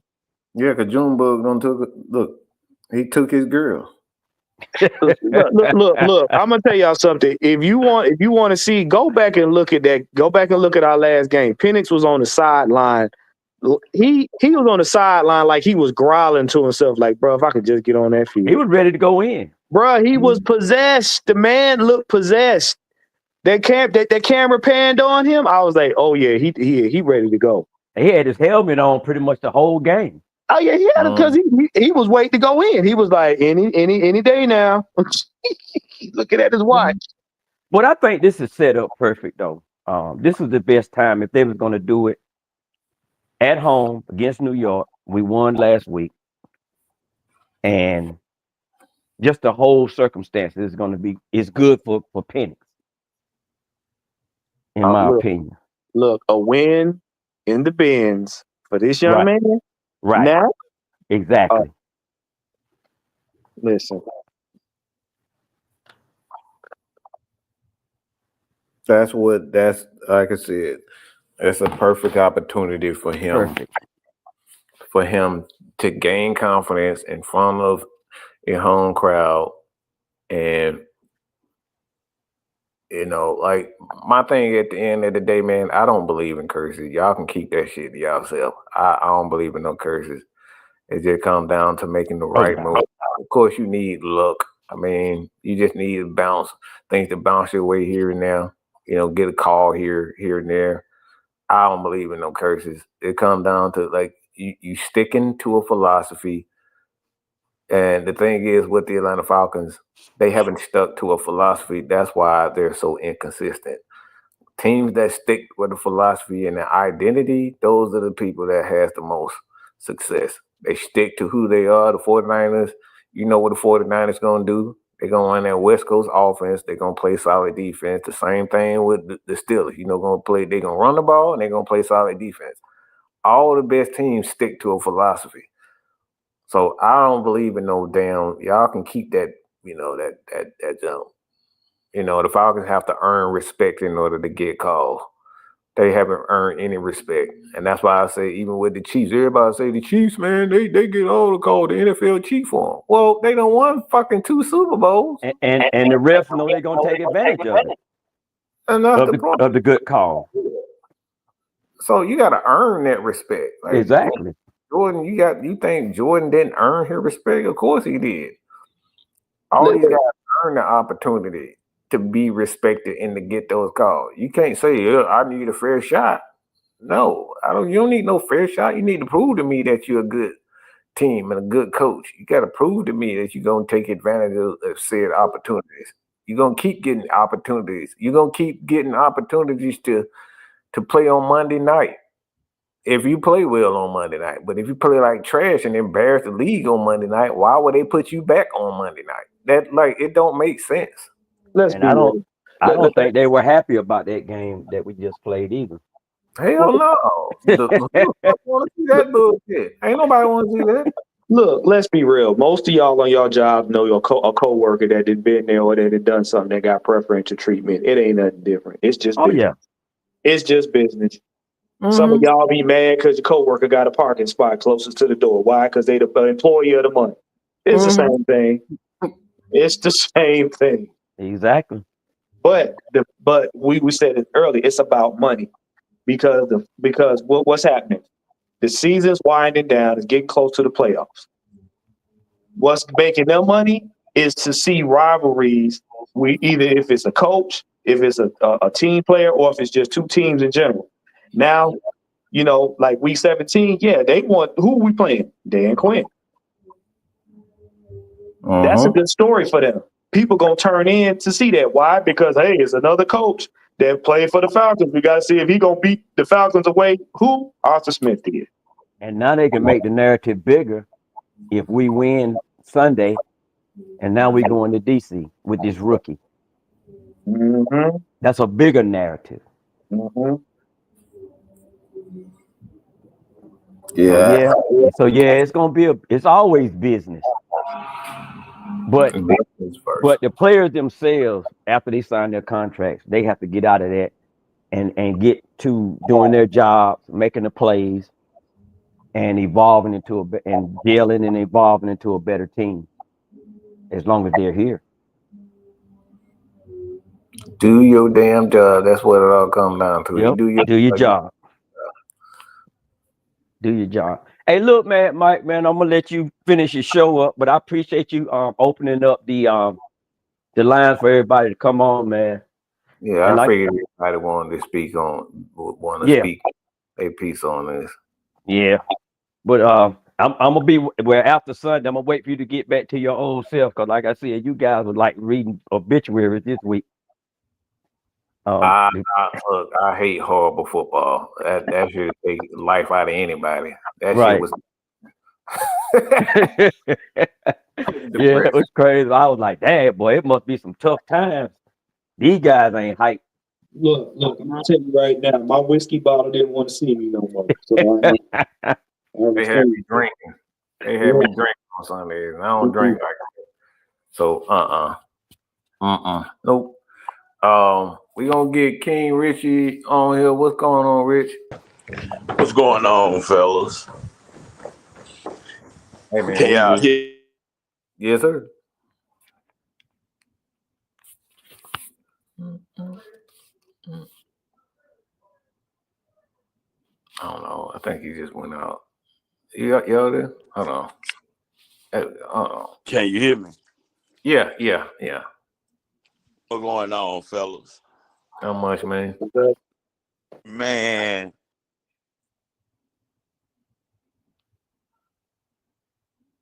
Oh, he just went out.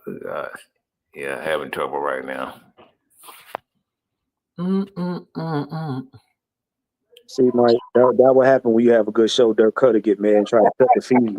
It always happens. It always happens on it. Always happens. We get a new quarterback and Dirk Cutter get in his feelings. Boy, goddamn, boy, what's wrong with you? You okay? You been complaining ever since you got in here. It's third year because Arthur C. now blank and Rich don't understand football. You don't understand football. It's been for the most part, it's been a chief dominated league. And not everybody gonna win, okay?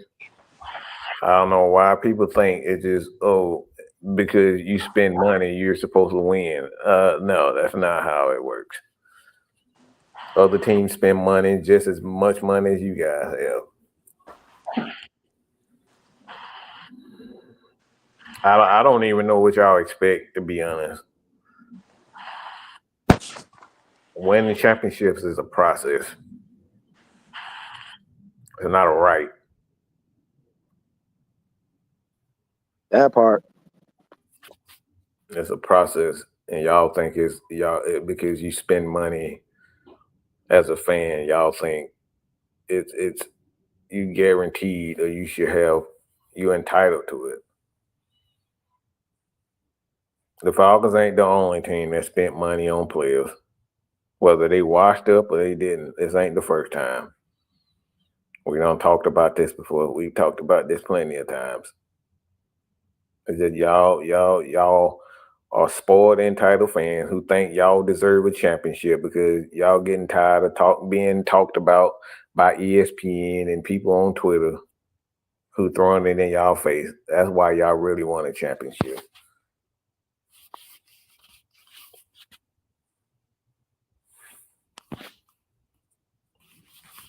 Hey, like I said, I don't know if Rich, I don't know what's going on, but can you hear me?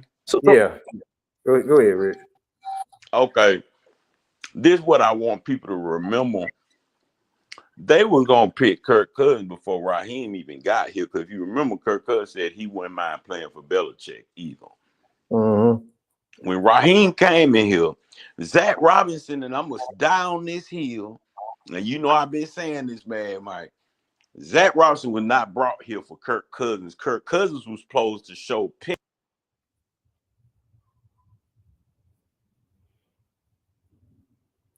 Boy, they keep messing with Rich, bro. They on what you talking to us. Can you hear me? Yeah.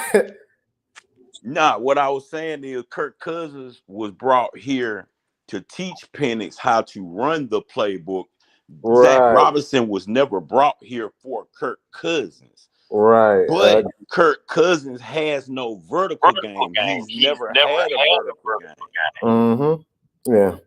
So now when Michael Penix get out there, well, y'all finna see Zach Robinson get in his bag. I promise you. Because one thing that I understand And what I've been noticing that watching them games, guess who be standing next to Michael Penix a lot when they pan the camera to him? Kyle Pitts. I noticed that too. Kyle Pitts. Kyle Pitts. That's why they not getting rid of Kyle Pitts. And I keep telling people this. Kyle Pitts, they not even thinking about Kirk Cousins. Kirk Cousins was just a bridge quarterback. And that Denver game made me realize it because Raheem said, if you remember the Chiefs game, they said, how did y'all prepare for the Chiefs to make it a tight game like that, even though y'all lost? He said, what we did was we be having Michael Penix watch Mahomes film anyway, and have him mimic what Mahomes does. King Richie, how dare you come in here with common sense? Because people don't watch the interview, they watch the clips. Yep. Say it again. Say it again. People watch the clips. They don't watch the whole interview. Me, I sit and watch the whole interview because this is my team. Why wouldn't I sit in? If I could sit through 3 years of Arthur Smith, I can give Raheem a year. Come on. See. Now this, look, y'all need to take for y'all that ain't paid attention, that ain't caught up to it. Take a page out of King Richie book. He telling you, he giving you the cheat notes. He telling you. No, I already knew we were gonna pick Penix, even though I wanted defense, and I'm gonna tell you how I knew. Because when Terry, if you go back and watch that interview with Terry and Raheem said, you don't know what we gonna do.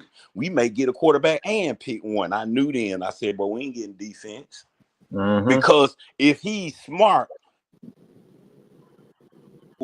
that black coaches be in a deficit anyway. 90% of the time, why are black coaches in the deficit? It don't be the defense, it be the quarterback. So what he said is, the Falcons never really see what it is, and I'm even just realizing Kirk Cousins is just the highest paid bridge quarterback you ever gonna see. Pretty much. Because they was expecting 2 years out of him for Penix to sit, but his decline was so fast that now you got Penix telling him what he sees from the sidelines. Well, what you got to understand too is, and Mike said it, Penix is not that young anymore. Penix is a more mature rookie. This is what we got to understand. Yeah, this ain't a 19-year-old. Yeah, right. I see what you're saying. So he's been lighting it. Why would you come out and say he's been lighting it up in practice and everything? So even because if Penix wasn't ready, they would have limped along with Kirk. I hate to say it. It would have been terrible. It would have been painful. They would have limped along with him. Hey, know what though? You right. You want me to tell you how I know you right? Because I went to the practice in the bins and nobody paid attention that Penix was going up against the first string defense, not the second. Yeah. Yes. Because what this team has done is this team has learned one thing. I will say, if we're going to prepare you for the NFL, if we're going to prepare our rookie for the NFL, we're going to give you the best of our team to have to go against. Because that's what you're going to see when you get on the field. We're not going to give you the third and fourth stringers. So when you get on the field, you become a deer in the headlights. We're going to give you the first stringers because that's who you're going to be playing against. Get you prepared. That's what it comes down to. And that's why I said it may work out, because people keep clapping for Penix because they think he finna run. Listen to me. That man was a runner when he was at that first college. When he had them 2 injuries, that coach at Washington, he said it himself. This is how I know people don't watch interviews. He said himself that they still tried to make me do what I knew I couldn't do. He had to change his game. That's how he became a pocket passer. Yeah. He said it out his own mouth. I had to leave, or else my game he wouldn't have survived. Not with them 2 type injuries that he already had. So he like, well, let me go somewhere where knowing that when I watched that boy don't even have to plant his foot correctly to throw the ball in that Denver game, that first play. That's why I was telling people yesterday. Usually you hear a wide receiver saying they can take the top off of defense. Bro, we got a quarterback that can, and that Denver game made me realize that the first play when they was in man on him, what he did. Straight over the top to Casey That's Washington. It's just Casey Washington, not a Drake London where he can take a hit like that. He not a Kyle Pitts. He not a Darnell Mooney. He ain't been primed to take hits like that. If that was one of them, that was to the house. And how fast was it? How Split fast was it? It was one Mississippi, two Mississippi, how gone. fast it was. I was watching the TV. I looked down at my phone, looked back up, Casey Washington injured. And then I had to watch the replay. When I watched him play in that championship, the first thing I told Mike, I said, this boy got a quick release. I said, he going to be dangerous in the NFL. Mike said, yep. I'm looking, I'm counting. I'm just spiral on the release. Why it's being thrown in stride. How many? Okay, Penix, I'm going to tell you right now, if Penix take a 3-step drop, it's coming out short across the middle or maybe short to the side. If he take a 5-step drop, he gonna launch it. That's how quick he is. But see, that's why I said Kyle Pitts gonna eat, because now you can do what? Send him on them seam routes and eat a defense alive. Yeah. You see, like I told goals and seams all day and eat a defense alive because he can get it to him. But like I told Mike, the best thing for a quarterback like him is to have big guys that can go up and get it. When I seen Drake London go across the middle and get that pass that Kirk Cousins threw, Mike said, that's a bad pass. He said, but I'm glad he caught it. I said, Mike, I said, uh-oh. Mike said, well, I said, Drake went up and got it. I said, oh, yeah. And you start seeing receivers and tight ends that go up and get it, that lets the quarterback know, that lets Penix know, oh, I can just throw it at a spot and you'll get it. But then look at how nasty that is, too, because it's like, what's a rookie quarterback best friend anyway? Tall receivers, a tight end, and a running back. And then you got 2 speedsters, well, really 3 with Ray McLeod. You got Hodge, Ray, and Mooney that can get downfield and catch them long balls. And guess what? If they decide they want to stop the run game, Bijan can catch out of the bag. Tyler can too. They just ain't doing it.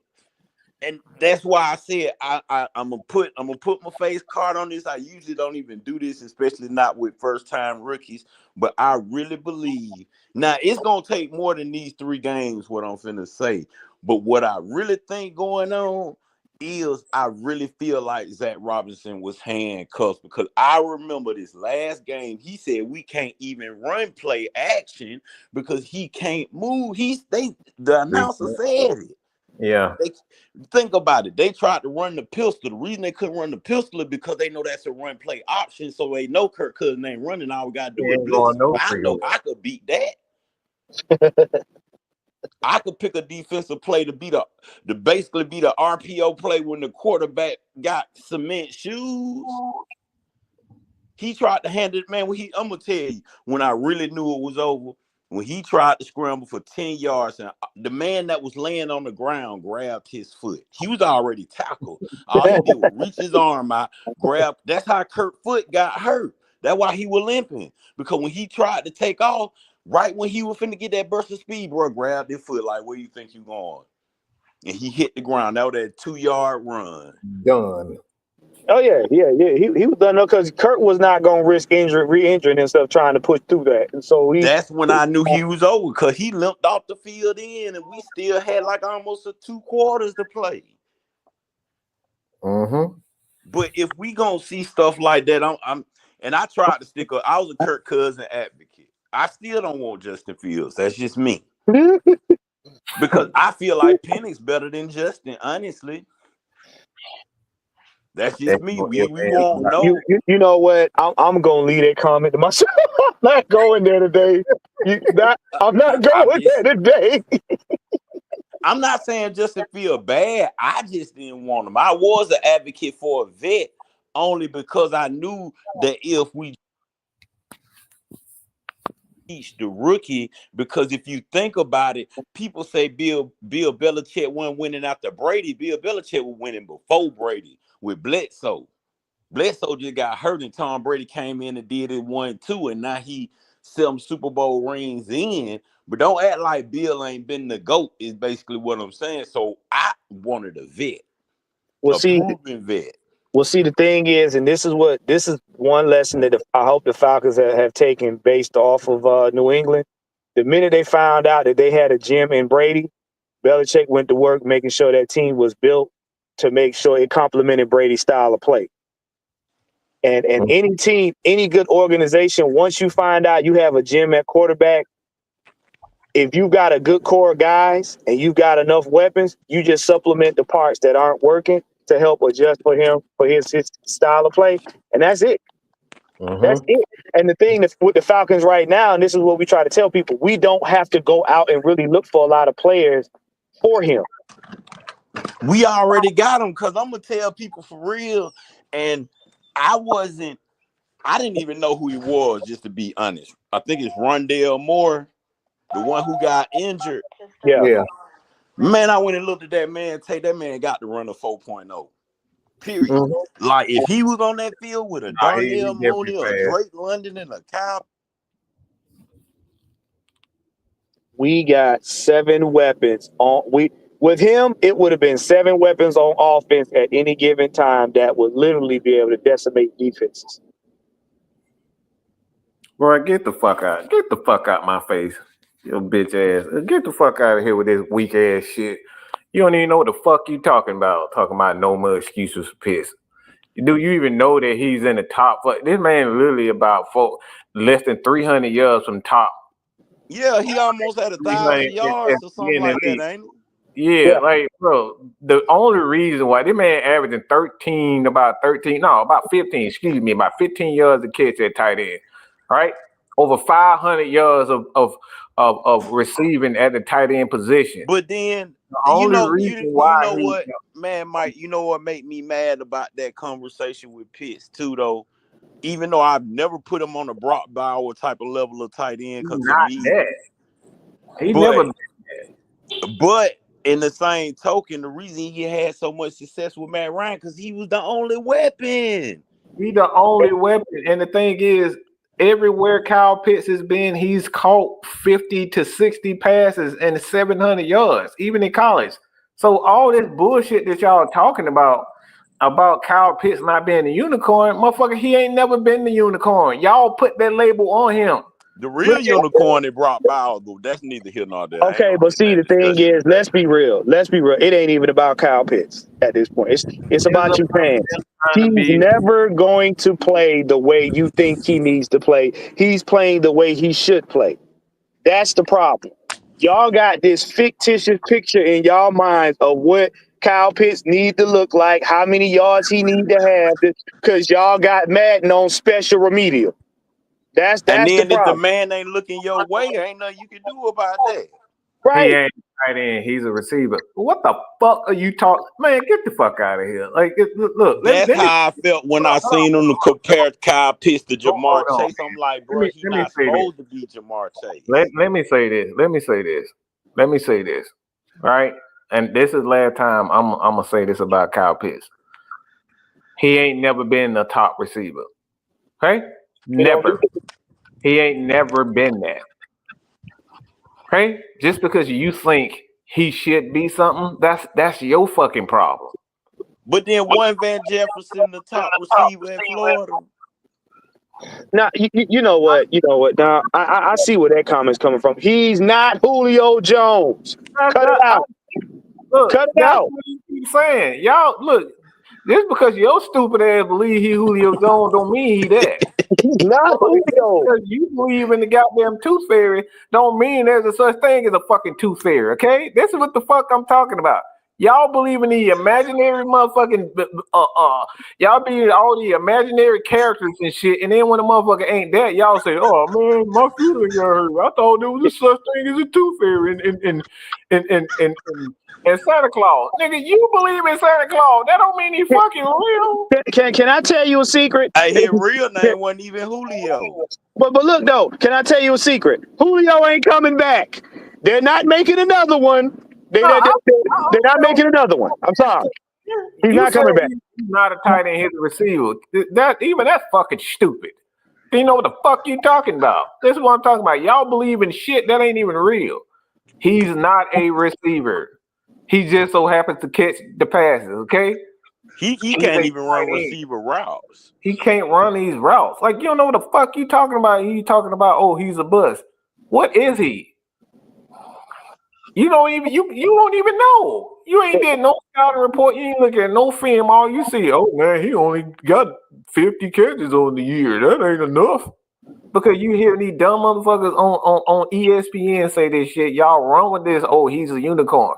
Who the ever have you ever seen Julio say he's a fucking unicorn? Have you ever seen them compare Julio to a fucking unicorn? No, they didn't.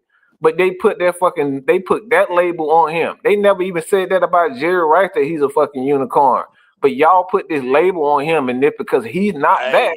Y'all want to say all this shit. Hey, man, Mike, if you wanted to keep it 100, Julio played in the league when there were real unicorns, Calvin Johnson, Jerry. Right.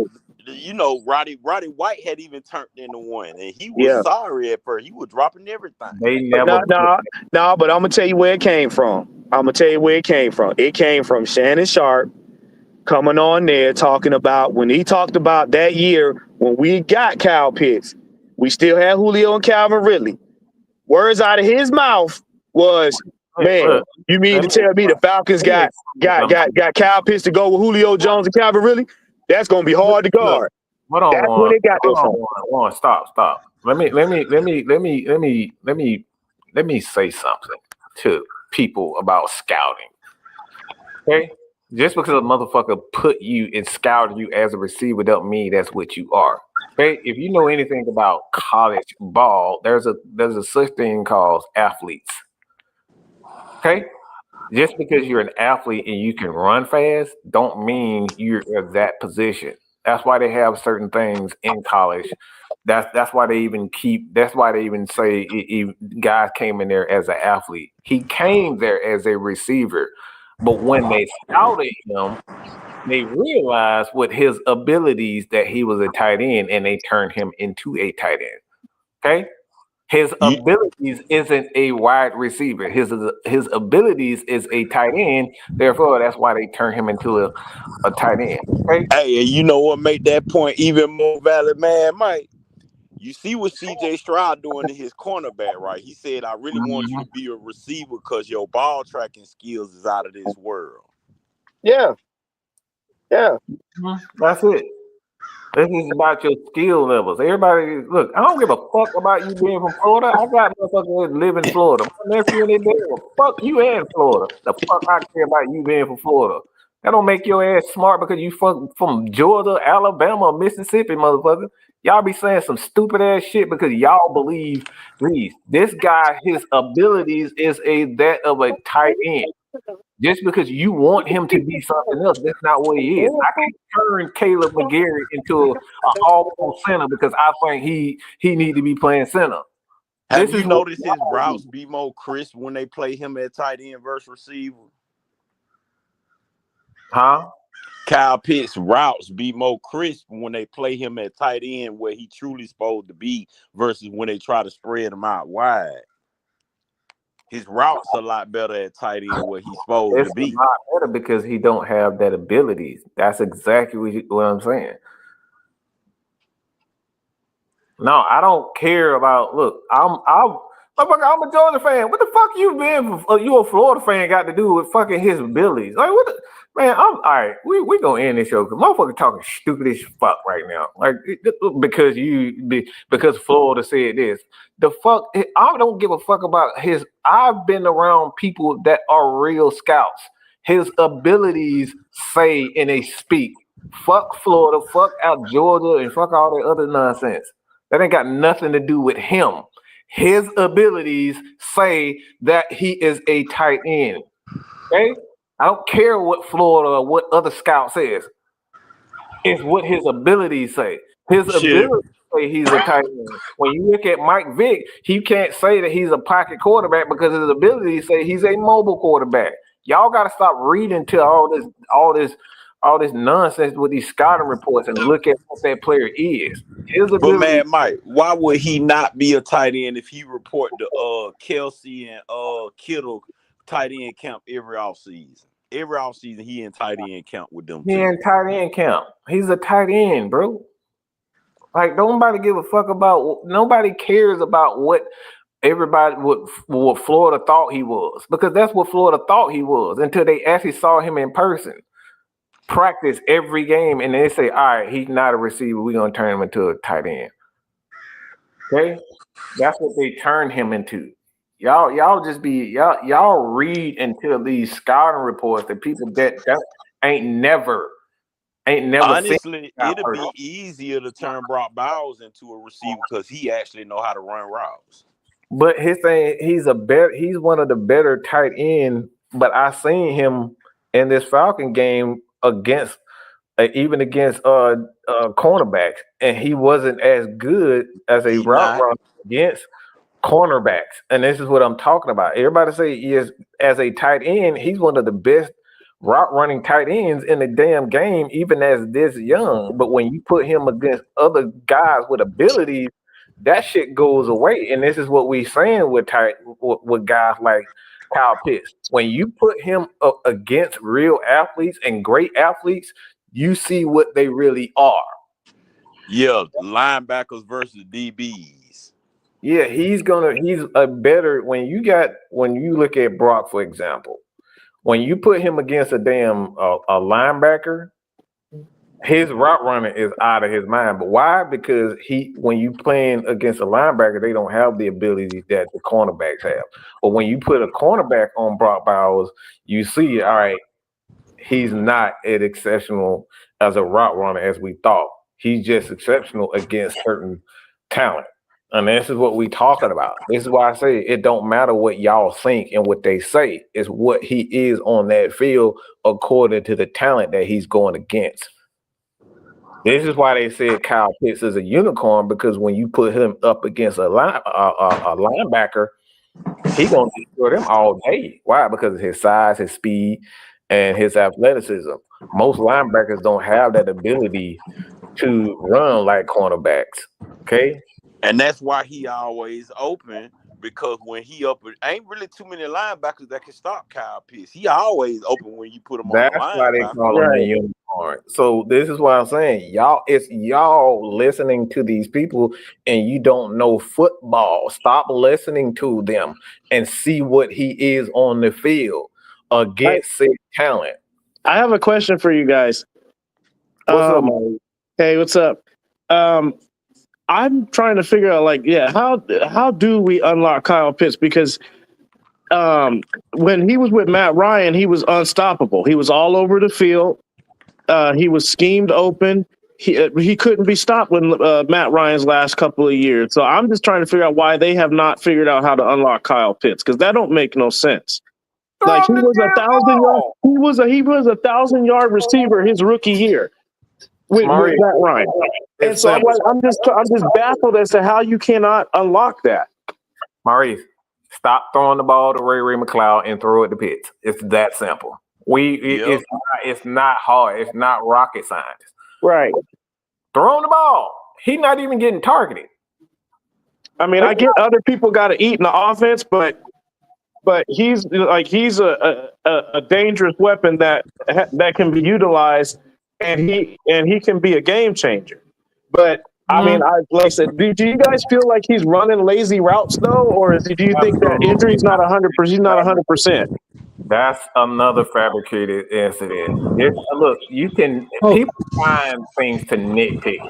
Okay, you're gonna find it.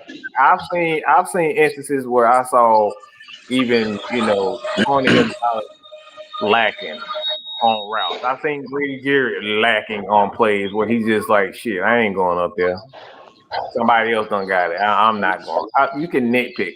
So do Kyle Pitts, does he are there been instances where you question whether or not he's not giving his all in those routes? Of course. But I've seen Julio barely fucking move on the field. Nobody. When Julio get lazy on you, boy. Julio goes to the fucking sideline after every third down. Like, you don't think that's easy? Well, no, I get that, but do you think do you think Kyle Pitts is 100% though? Like, or do you think he's still maybe 85, 90? Hold on. Let me say this. Kyle Pitts is just fine. Okay. He's used just fine. Darnell Mooney and Drake London both on pace for 1,200 yards receiving. Okay. Kyle Pitts ain't gonna get the ball like that if you got two receivers that are about to hit that may hit the 1,200 yard mark. So while we talking about what Kyle Pitts is he being utilized enough, no, he's there, and everybody else around him is eating. Think about it. You have 850 plus yards with your number one and number two receiver. You got Ray McLeod, who got about 600 yards receiving. You got Bijan with 400. Right. The Falcons, despite Kirk Cousins' turnovers, have the second best passing attack in the NFL. Okay. So he's doing they're using him the right way. Okay. Would you like to see him catch the ball a little bit more? Yeah, I believe everybody would. But I get everybody's got to eat too. You're gonna have to take somebody's snap count down. Somebody gonna snap that. All right. Exactly. Let me ask you a question. Yeah. Who would you rather have beat you, Drake London or Kyle Pitts? If I'm being honest, and I was the opposite team, neither. See, the thing is, you gotta pick one or the other. You gotta. Either gotta pick one. Embarrassing. It's going to be a highlight reel. So I mean, it's like pick your poison. Well, the thing is, you got to understand, we have a 3-tier set of weapons. So with 6 players that could get the ball at any time, Kyle Pitts is going to take a step back because he's not a premier weapon. Okay. It's not in terms of play. It's not in terms of ability. It's in terms of availability of when he can get the ball. Right. And then you have a veteran quarterback that cannot move. So the scheme has to be dumbed down. So a lot of times you can't utilize Kyle Pitts with a quarterback that can't move. You got to dumb it down. Does it kind of remind you of the same thing that happened the last couple of years with Ritter? Does that kind of feel the same way? Because I was at that game. Like, that was an awesome game to begin with, first and foremost. And but yeah, watching that game live, like, I'm just sitting there, like, me and my boss are just sitting there looking like what the hell is going on? Now, because you have physical ability versus scheme play. See, the thing is, Kirk Cousins' physical ability to move outside the pocket, he doesn't have it. So you got to dumb it down. When they dumbed it down for Ritter, that's because the coach wanted the quarterback to be something that he wasn't. Okay. Ritter moved in the pocket. They wanted him to be stationary, just to throw the ball. That was not his skill set. So it hampered him mentally. Kirk Cousins was hampered physically.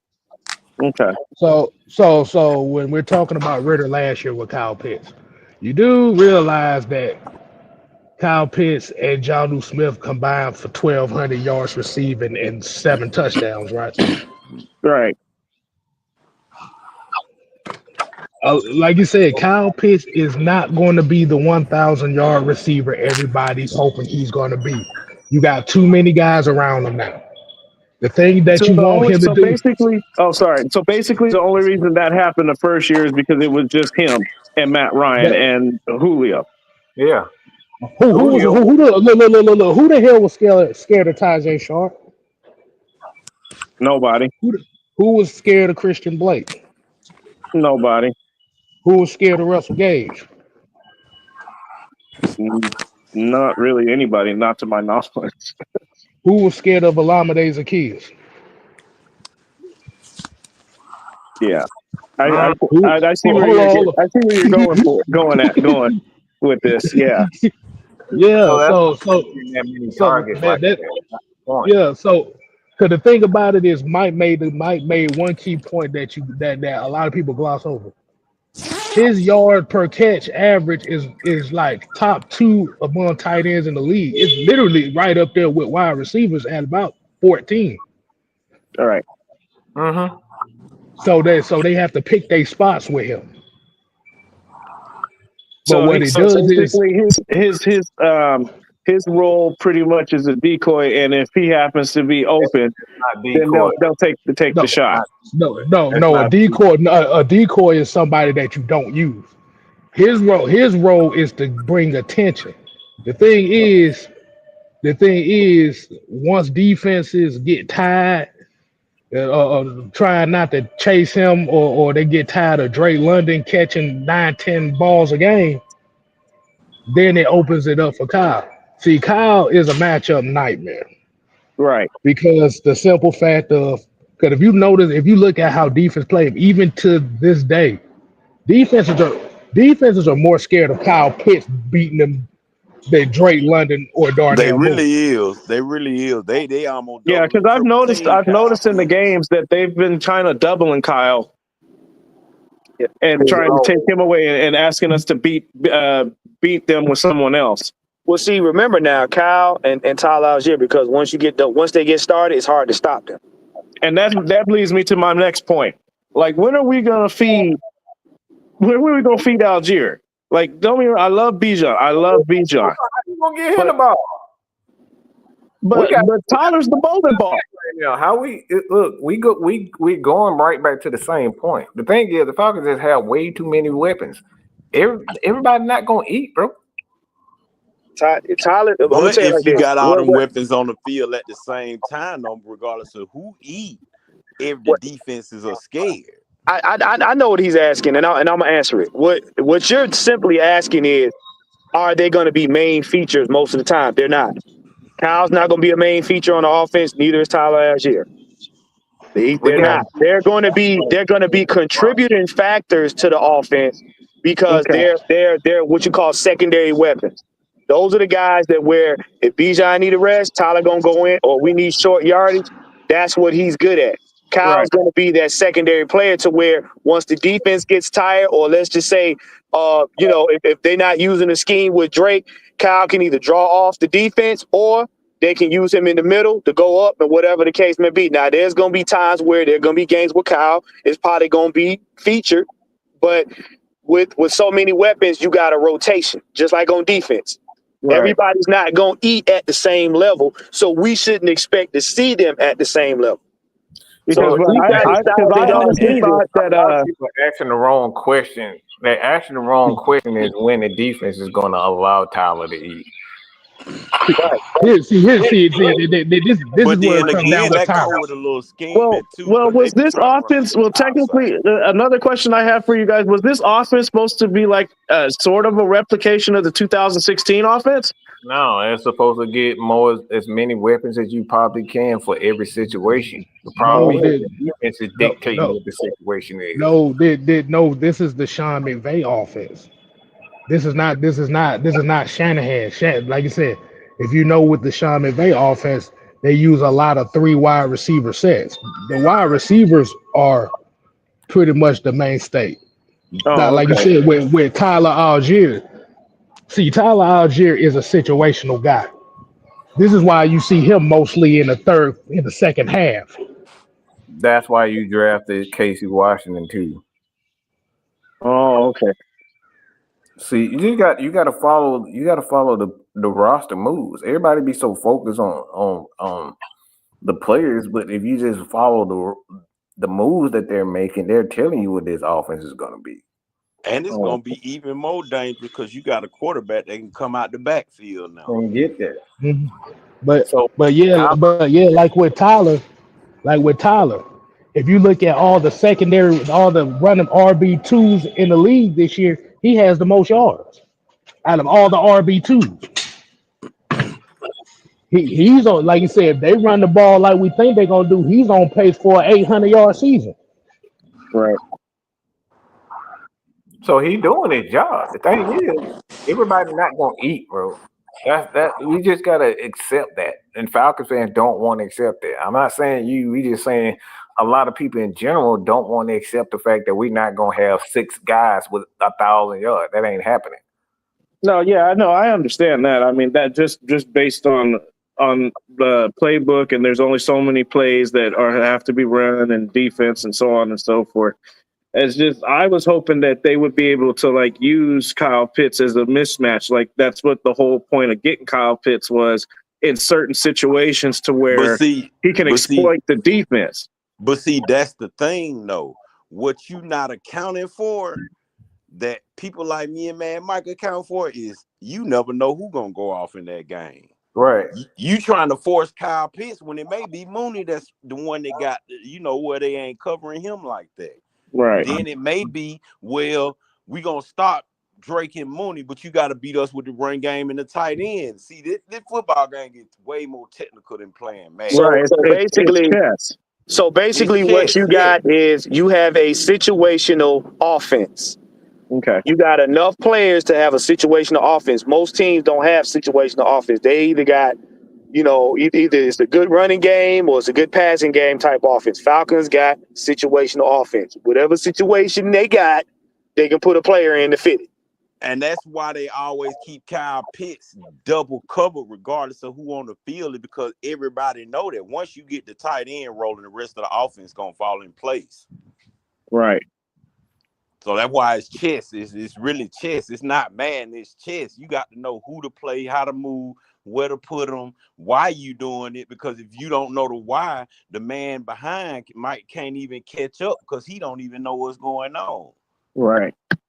You deadly though, because now you got a rookie back there that I seen on the sideline when they panned that camera over to him.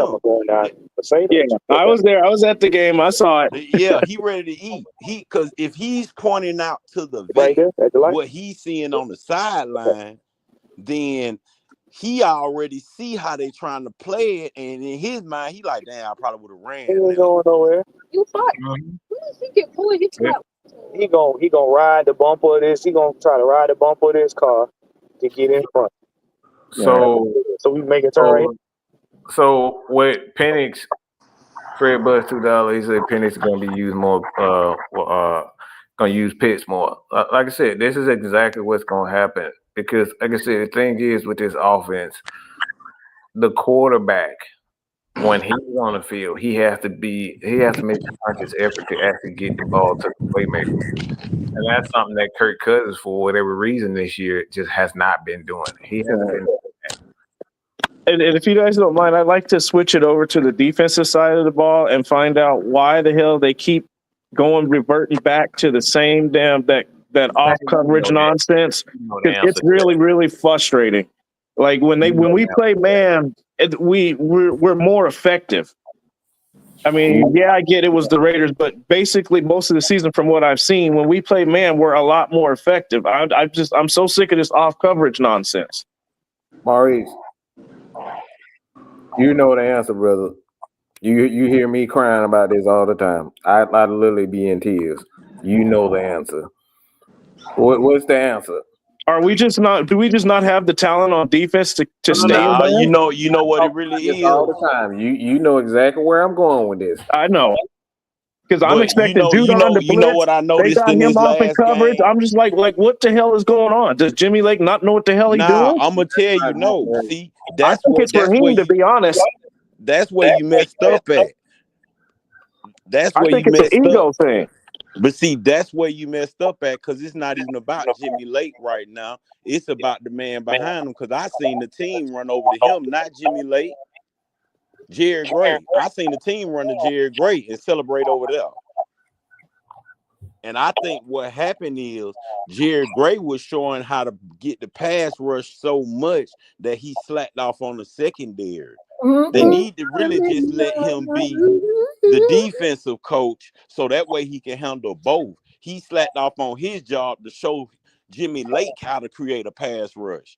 See, that's why Nielsen falling apart right now, because I'm starting to think it was Jared Gray defense the whole time. I'm just gonna keep that 100. That's the only reason the secondary slacked off them 2 games ago, because Jared Gray had to show Jimmy Lake how to put a pass rush together. And now you see we got what? A pass rush. You don't need a superstar for a pass rush. A pass rush is basically a scheme. Right. That's it. Scheming guys how to get a pass rush, knowing who to put together. Jared Gray knew that, Because last year you can't tell me we was almost top 5 in defense with almost 40-something sacks, and now we can't get 5. I already knew what it was. You trying to play a soft cover shell without a nose guard. You can't play that defense. That shit without a nose guard and a true middle linebacker, you can't even play that defense. Bro, I said this, bro. I've been telling people that you can't You run got that. to switch it. You had no choice. So it's an internal conflict, basically. No, what it is a coaching ego that he didn't want to ask the old school guy what he needed to do because he thought he knew it all. And then by the time we got to the bye week, everybody calling for his job. He like, you know what, Jerry Gray, what I need to do. And Jerry Gray so modest, he don't care about the credit, but the players in that game showed me who the credit went to. Exactly who we thought, Jerry Gray. Because when that defense celebrated on that fourth on all them stops, they ran straight to Jerry Gray and celebrated over there. Jimmy Lake jumping up in the air. They're not even celebrating you. So now I know who really behind it. Yeah, well, you got to think Jerry Gray got the most experience out of all of them on that side of the football. It's just that he didn't want to be a head coach, or he would have been one. That's why he's the assistant head coach. The thing is, though, if you notice in these last couple games, Jerry Gray and all right, Jimmy Lake collabs and goes and gets advice from Jerry Gray. Jerry Gray tell him, okay, what you want to run? I want to this, that, and the other. So they collab on how to make it happen. If you notice, when Raheem let Jimmy Lake do his thing because Jimmy Lake likes to be aggressive, what it did was it saved our DBs from getting beat all the time. Right. Because they weren't out of position. The one thing that Jerry Gray will tell you in an interview, he don't like his DB room not being in position. He don't like them guys looking like they don't know their assignments. So when you allow them to come up on the line of scrimmage and play man, what that does is they're now playing to their strengths. So now they're not running all over the field looking like marbles. Because like we all said, A.J. Terrell shouldn't be 5 yards off of his target. Right. Bates should be 5 yards off of his target. And Judon shouldn't be dropping back in coverage. He needs to rush the passer. No, but see, that's the whole stupid part of it. See, this it takes me back because what I keep trying to explain to people is Raheem didn't build this offense or this defense. Arthur Smith built this offensive line. We know it wasn't built for passing, it was built for running, but y'all trying to make them pass. The defense was built by Jerry Gray. Dean Pease and Jerry Gray. Right. So when they got this team, you're trying to run. You got a whole team of people who play 4-3, ball hawking schemes. Right.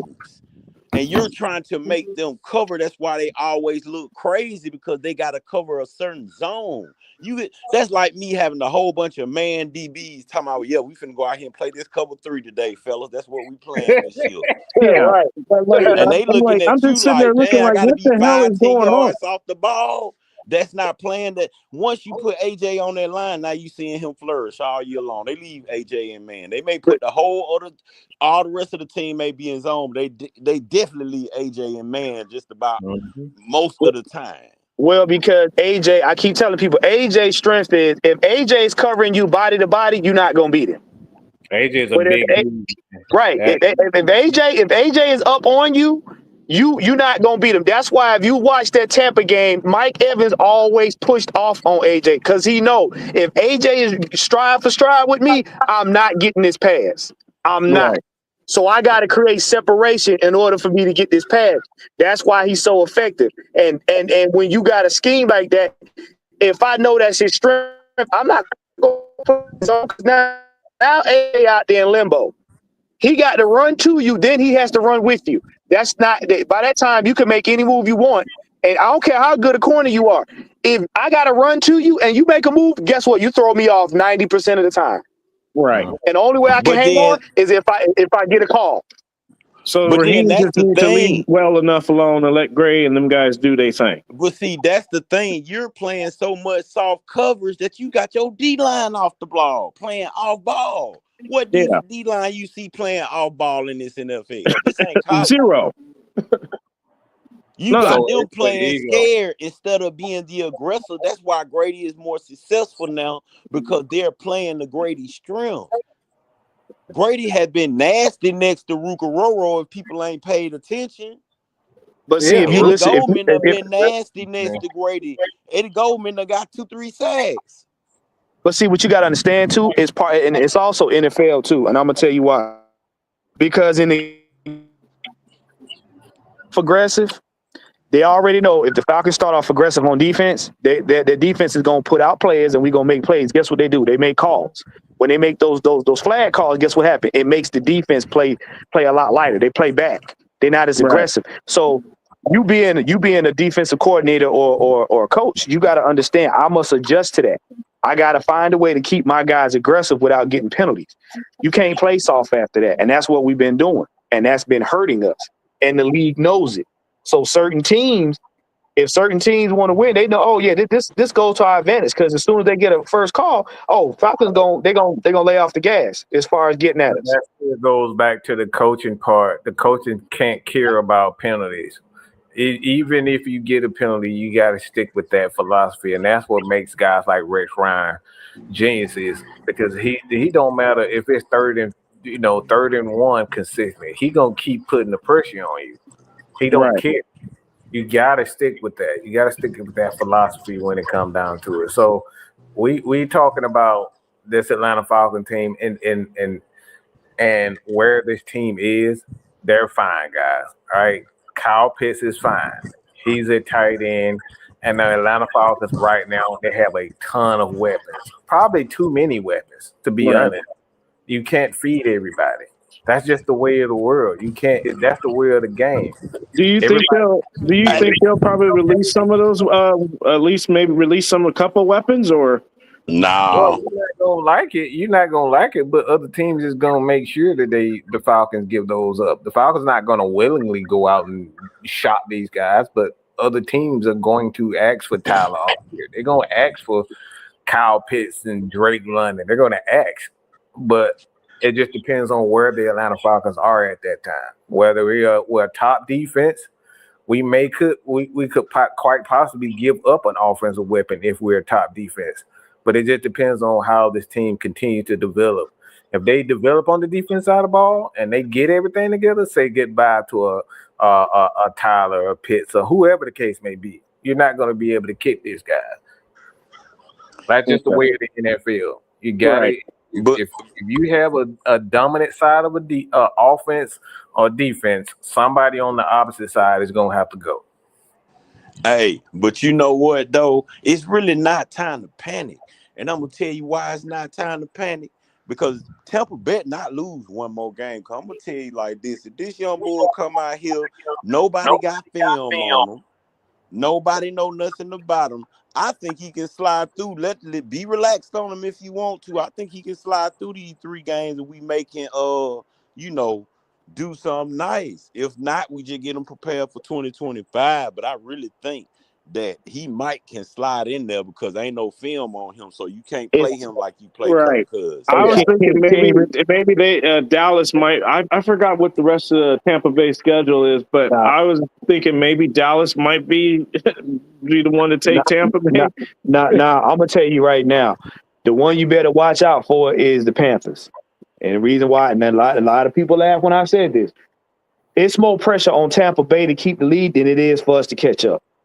Because right now, what you got to understand is this ain't the Panthers. See, this is the thing I keep telling people. Tampa Bay has to play 2 more NFC South rivals. They got to play 2. They got to play, the Saints, and they got to play Carolina. That's what it was, Saints. I was thinking more or less Saints. Because see, Saints. I think Saints just lost another player. Here's why I say Carolina. Carolina playing with nothing to lose, and they playing with blood in the water. They don't care. However, they got to get the win. They're gonna get it. Tampa, Baker. If you rattle Baker enough, he will lose a game. He will lose a game. Like we said, they don't have no. They don't got no film on Penix. So it's nothing for them to say, oh, we know how to get at this young man. Most teams, what they'll try to do is blitz him to see if they can rattle him. That's about all they got. But Tampa better not go on no game, neither one of these games, and lose, especially if it's an NFC South rival. Why? Because we got the tiebreaker. And if you lose to an NFC South rival, that knocks you down automatically in the NFC South. Right. And that Do gives you think the Atlanta. Saints will start Rattler or no? I don't know, but I'm telling you, Tampa can't lose to Tampa better Carolina, not and they lose cannot another lose to game now. New Orleans. They can't lose to either one of them. They cannot lose to either one of them. Because as soon as they do, Atlanta go right back to the top by default. And I think it's gonna be Carolina, me personally. I'm thinking the same thing. Carolina look like they may get it. What, you guys have no faith in the Saints to actually spoil No, Tampa? it's just because ever since Bryce's young girlfriend left him for that Philadelphia player, he had a different look in his eye. That too, but if you look at it though, right now, New Orleans is more depleted than Carolina is right now in terms of injuries. Carolina on the upswing, they ain't. Yeah. They if you look at the last couple games, New Orleans has lost a lot of players. We better not slip to Carolina because they angry right now. I keep telling people, Carolina the game I'm looking at, not the Commanders. Well, you know what, but you know what, that's gonna be that game because why? That's the last game of the season, and that's the last NFC rival that we gotta beat. You know what I'm saying? Remember, that was the team that put us out of the playoffs last season. So Atlanta got a vendetta. Right. Atlanta got a vendetta. But see, the thing is, if you physically look at us matchup for matchup, we're in better shape than they are. But you don't sleep. Don't sleep on Bryce. Don't do it. Yeah, but I think Zach Robinson finna get in his bag this game. I just really feel that. He will. He definitely will. If we close it, we're gonna close it real quick and get everybody the last take. But I'm gonna say this, man. The Falcons they're fine. All right, they're fine. The thing is, we just got to be patient. We got to give these guys an opportunity to get it together. We got to get Raheem time to make the necessary adjustments as far as him being a head coach, because it's the decision making. It's not so much his inability to, put schemes together. It's about him allowing his coaches to be coaches, to impart their knowledge. And I think that's the true part about being a head coach, is dictating, knowing when to step in and to allow your coaches to do their thing. And at this particular point, I didn't think he would. I mean, Kirk didn't really do him any favors. None at all. He had to make that move. So this wasn't a hard decision at all after we saw what we saw this last game. That was an easy decision. But the thing is, defensively, I'm seeing them bring in younger guy, D'Angelo Malone. You see what he's able to do on the educator, who I've been all over. He's been stepping up. Rook. These guys have been stepping up. So I'm starting to see the changes being made. You know what I'm saying? So do you think Grady and Onyemata, them guys are okay? They're fine. Everything is fine. They're veterans. And you got young guys around them. You're gonna get those veteran moments for them when they're gonna step up. You're gonna get Grady when you need Grady. You're gonna get Onyemata. Those guys are doing a good job. Eddie Goldman. You're gonna get those guys in their moments. They know when they need to step up, and they've been doing so the last few games because like Raheem is allowing the defense and Jerry Gray to do their thing. So as long as he continues to do that, the Falcons will be fine. Because we have the talent on both sides of the ball. We just got to allow them guys to coach properly. So let's give everybody get their last takes in, man. Whoever want to go, just go. Oh, I go first. Well, I'm going to say the same thing I've been saying. I'm going to die on this hill for this game here. I really and truly and honestly feel like Zach Robinson finna get in his bag, because I feel like he's been getting a little bit more slack. Not saying he's without, wrongdoings, but I think he's been getting a little bit more of the slack than needs be, because I started seeing how he called plays. And if you had somebody who could get the ball downfield, plenty of people be open. Everybody be open, honestly. except for Drake London. Everybody be open. So I really think he's gonna dig in his bag because this quarterback doesn't have a favorite. This quarterback is just gonna distribute the ball. So I really think that the offense is gonna make a turnaround, and I really hope they do. And those are my last words. Yeah, I'm excited to see what's going to happen these next 3 games. I think it's going to be great. I think we're finally going to get to see the offense open up for what it truly is, and we're going to see a little bit of progress. So that's what I'm hoping for. So, hey, fellas, like I said, we truly appreciate that. We got tonight the heavy hitters, 9 o'clock. Myself, Jew Talk Sports, the Dunn, and 6-man K Styles. Hell, depending on what happens, we may see the tactician in there too. So, with that being said, Jamie, you still there? I don't know if you're still there, but we're gonna close it out, and we're gonna get ready for tonight.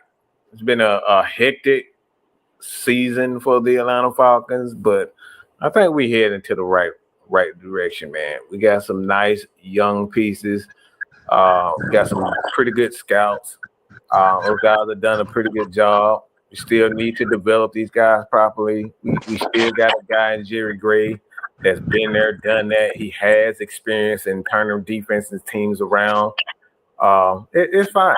And I'm not saying no Falcon country, let's ride. You can go to hell with that turbo.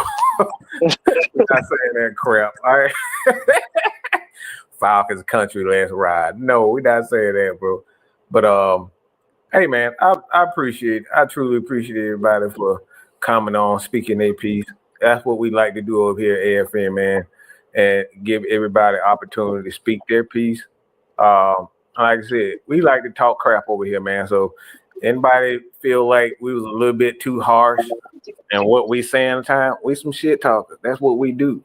And if you ain't down with that, I got 2 words for you. Fuck off. All right.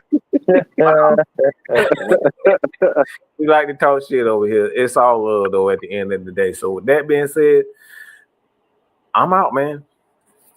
All right, y'all have a good one. Later. Yes, thank you. Put your eyes back in your head.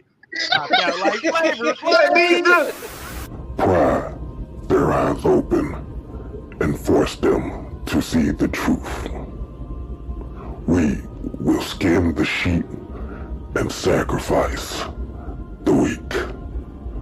The unholy alliance has arrived.